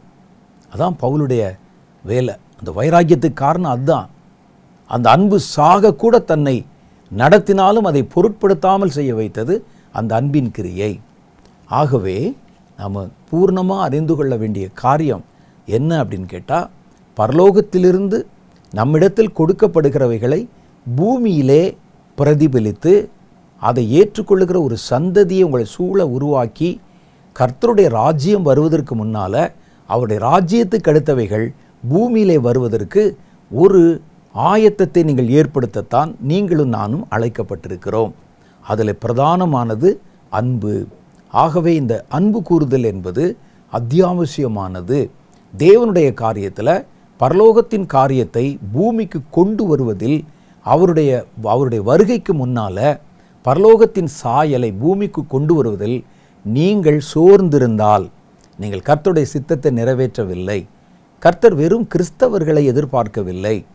அவர்கள் அவருடைய விருப்பமும் இல்லை. தம்முடைய சித்தத்தை செய்கிற கிறிஸ்தவர்கள், தம்முடைய சித்தத்தை சுமக்கிற கிறிஸ்தவர்கள், தம்முடைய சித்தத்தை செய்ய நெருக்கி ஏவப்படுகிற கிறிஸ்தவர்கள், இவர்களைத்தான் கர்த்தர் எதிர்பார்க்கிறார். அப்படிப்பட்டவர்களாக நீங்கள் உங்களை ஒப்பு கொடுத்து கர்த்தருடைய வருகைக்கு முன்பாக, அவருடைய ராஜ்யம் வருவதற்கு முன்பாக, அந்த ராஜா வருவதற்கு முன்பாக ராஜ்யத்தினுடைய சாயல் பூமியில் வெளிப்பட நீங்கள் உங்களை ஒரு கருவியாக பயன்படுத்தி கொள்ள கர்த்தர் உங்களுக்கு உதவி செய்வாராக. கண்களை மூடி ஒரு சின்ன ஜெபம் செய்து இந்த நேரத்தை நிறைவு செய்யலாம். எல்லாரும் கர்த்தருடைய சமூகத்திலே முடிந்தால் முழங்கால் படியிட்டு கண்களை மூடி கர்த்தரை நோக்கி பார்த்து, நான் இம்மட்டாக பேசின வார்த்தைகளை மறுபடியும் உங்களுடைய மனத்திரையிலே கொண்டு வாங்க. நீங்கள் கர்த்தருடைய ராஜ்யத்துக்கு அடுத்த காரியங்களை பூமியிலே பிரதிபலிக்கிற அவருடைய ஆவிக்குரிய பிரதிநிதிகளாக இருக்கிறீர்களா, அல்லது நீங்கள் ஒரு மேம்போக்கான கிறிஸ்தவர்களாக இருக்கிறீர்களா? உங்களுடைய கிறிஸ்தவ வாழ்க்கை உங்களுக்கு எதை பற்றி சொல்லுகிறது, உங்களை குறித்து என்ன பேசுகிறது என்பதை உங்களுடைய மனசில் கொஞ்சம் யோசிச்சு பாருங்கள். நான் சுயநலத்துக்காக கர்த்தரை தேடுகிறேனா, எனக்காக கர்த்தர் என்று வைத்திருக்கிறேனா, அல்லது கர்த்தருக்காக நான் என்று யோசிக்கிறேனா? கர்த்தருக்காக நான் என்று யோசிக்கிற தம்முடைய ஜனங்களைத்தான் கர்த்தர் இன்றைக்கு தேடுகிறார். ஆண்டவரே, இந்த முழங்கால் படியிட்டு இருக்கிற குடும்பத்தில் அப்படிப்பட்ட பரிசுத்த சந்ததியை எழுப்புவீராக. ஆண்டவரே, எங்கள் பிள்ளைகள் கர்த்தராலே வளர்க்கப்பட்டு, கர்த்தராலே கற்பிக்கப்பட்டு, கர்த்தருடைய சித்தத்துக்கு தங்களை ஒப்புவித்து, தேவனே உம்முடைய ராஜ்யத்தின் சாயலை இந்த பூமியிலே கொண்டு வருகிற ஒரு பாத்திரங்களாக கர்த்தர் அவர்களை பயன்படுத்தும். அது அன்பாய் இருந்தாலும், நீதியாய் இருந்தாலும், பரிசுத்தமாய் இருந்தாலும், தாழ்மையாய் இருந்தாலும், கர்த்தருடைய ராஜ்யத்துக்கு அடுத்த ஒவ்வொரு இயல்புகளும், ஒவ்வொரு கிரியைகளும், மகிமையான காரியங்களும் ஆண்டவரே இந்த உலகத்துக்குள்ளே உம்முடைய பிள்ளைகள் வழியாக இறங்கி வருவதாக, அது அவர்கள் வழியாக பிரதிபலிப்பதாக, உம்முடைய ராஜ்யத்தினுடைய இயல்புகளை பிரதிபலித்து காண்பிக்கிற பிரதிநிதிகளாக அவர்களை மாற்றுவீராக. கர்த்தருடைய வல்லமை அவர்கள் மேல் இறங்குவதாக. சுயத்திற்காக, ஒருவேளை ஆகாரத்திற்காக, தங்களுடைய சொந்த சுயநலத்திற்காக உம்மை தேடுகிறவர்களாக இல்லாமல் தேவனுடைய மகிமை தேடுகிறவர்களாக மாற கர்த்தர் எங்களுக்கு அனுகிரகம் தருவீராக. ஆண்டவரே, எங்களிடத்தில் தெய்வீக அன்பு நிலைவரமாய் தங்கி தாபரிக்க உதவி செய்திரலும். தேவனுடைய பரிபூர்ணமான அன்பின் ஆவி இந்த வார்த்தைகளை கேட்ட ஒவ்வொருவர் மேலும் பலமாய் இறங்குவதாக. எங்கள் மூலம் கிறிஸ்துவின் அன்பு இருளில் இருக்கிற ஆண்டவர் அன்பை தேடிக்கொண்டிருக்கிற இந்த உலகத்திற்கு இதுதான் அன்பு என்று வெளிச்சம் போட்டு காட்டுவதாக. நாங்கள் உலகத்தின் இயல்பான அன்பை காட்டுகிறவர்களாக அல்ல, தெய்வீக அன்பை பிரதிபலித்து காட்டி இயேசுனுடைய அன்புக்கு சாட்சியாக பிரதிநிதிகளாக இந்த பூமியிலே ஸ்தாபிக்கப்பட எங்களுக்கு உதவி செய்தருளும். ஒவ்வொருவரோடும் நீர் பேசும், ஆசீர்வதியும். இந்த வார்த்தைகளை கேட்ட ஒவ்வொருவரையும் பேர் பேராய் சந்தித்தருளும். இனி வருகிற வாரத்தை அவர்களுக்கு நன்மைக்குரியதாக மாற்றித்தாரும். அவருடைய போக்கையும் வரத்தையும் கர்த்தர் ஆசீர்வதித்து காத்துக்கொள்ளும். ஆண்டவரை, எந்த விதமான தீமையும் தீமையினுடைய நிழலும் சாயலும் இவருடைய கூடாரங்களை ஆண்டவரை நெருங்காதபடி கர்த்தர் தம்முடைய பலத்த வேலியினால் மூடி அவர்களை பராமரித்து காத்து கொண்டிரலும். குடும்பத்தில் இருக்கிற வாலிபர்களை நினைவு கூறுகிறோம். அவருக்கு வேண்டிய ஞானம், புத்தி, கிருபை, தேவனுக்கு எடுத்த பயம் போன்றவைகளை நீர் அவர்களுக்குள்ளே ஆழமாய் விதைத்தரலும். ஆண்டவரே, எங்களுடைய வீட்டில் இருக்கிற குழந்தைகளை நினைக்கிறோம். அவர்களுக்கு ஆரோக்கியமும் ஞானமும் பலனும் கிருபையுமாக இருந்து வழிநடத்தி அருளும். வீட்டை வழிநடத்தி செல்லுகிற ஆண்டவரே, வீட்டினுடைய வாழ்வாதாரத்திற்கு காரணங்களாக இருக்கிற பிள்ளைகளை ஆசீர்வதியும். அவருடைய கையின் பிரயாசத்தை கர்த்தர் கவனித்து அவர்களுக்கு எந்த பற்றாக்குறை நேரிடாதபடி குடும்பத்தை சீராய் நடத்த உதவி செய்தருளும். குடும்பத்தில் இருக்கிற வயோதிபர்களை நினைவு கூறுகிறோம். அவர்களுக்கு நீரே ஆரோக்கியமும் நம்பிக்கையும் பூர்ண கிருபையுமாக இருந்து அவர்களை வழிநடத்தி ஆசீர்வதியும். இம்மட்டுமாக எங்கள் வார்த்தைகளை ஆசீர்வதித்து தந்தீர். தொடர்ந்து இந்த குடும்பங்களை கர்த்தர் பராமரித்து காத்துக்கொள்ளும். இயேசுவின் மூலம் என் ஜெபத்தை கேளும் எங்கள் பிதாவே, ஆமென். கர்த்தர் இந்த நாளில் நம்மோடு கூட இடைப்பட்டு பேசினார். கர்த்தர் பெரிய காரியங்களை வெளிப்படுத்தி இருக்கிறார். நீங்கள் விளங்கி கொண்டிருப்பீங்க. தொடர்ந்து தேவனுடைய வார்த்தையிலும் தேவனுடைய சித்தத்தை செய்வதிலும் உங்களை பரிபூர்ணமாக ஈடுபடுத்திக் கொள்ளுங்கள். உங்கள் வாழ்க்கையினுடைய முழு பொறுப்பை கர்த்தர் ஏற்றுக்கொள்வார். வருகிற வாரத்தில் வேறொரு புதிய செய்தியோடு உங்களை நான் சந்திக்கிறேன். அதுவரை கர்த்தர் உங்களை ஆசீர்வதித்து காப்பாராக. ஆமென்.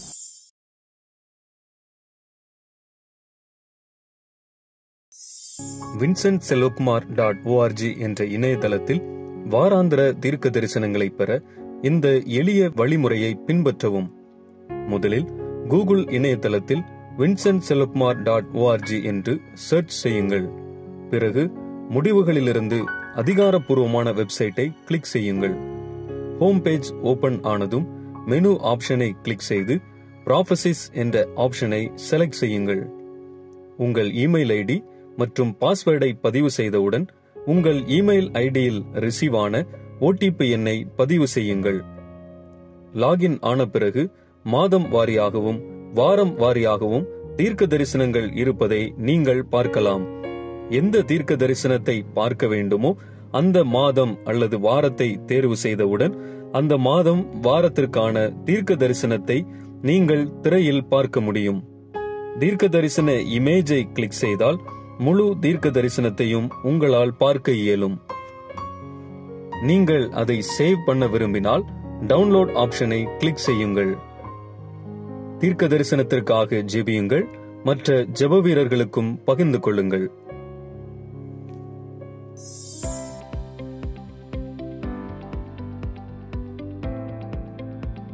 சகோதரர் வின்சென்ட் செலுக்மார் அவர்களுடைய செய்திகளை தொடர்ந்து கேட்கவும் பார்க்கவும் சகோதரர் வின்சென்ட் செலுக்மார் அவர்களின் யூடியூப் சேனலை சப்ஸ்கிரைப் செய்து கொண்டு பெல் ஐகானை கிளிக் செய்து கொள்ளுங்கள்.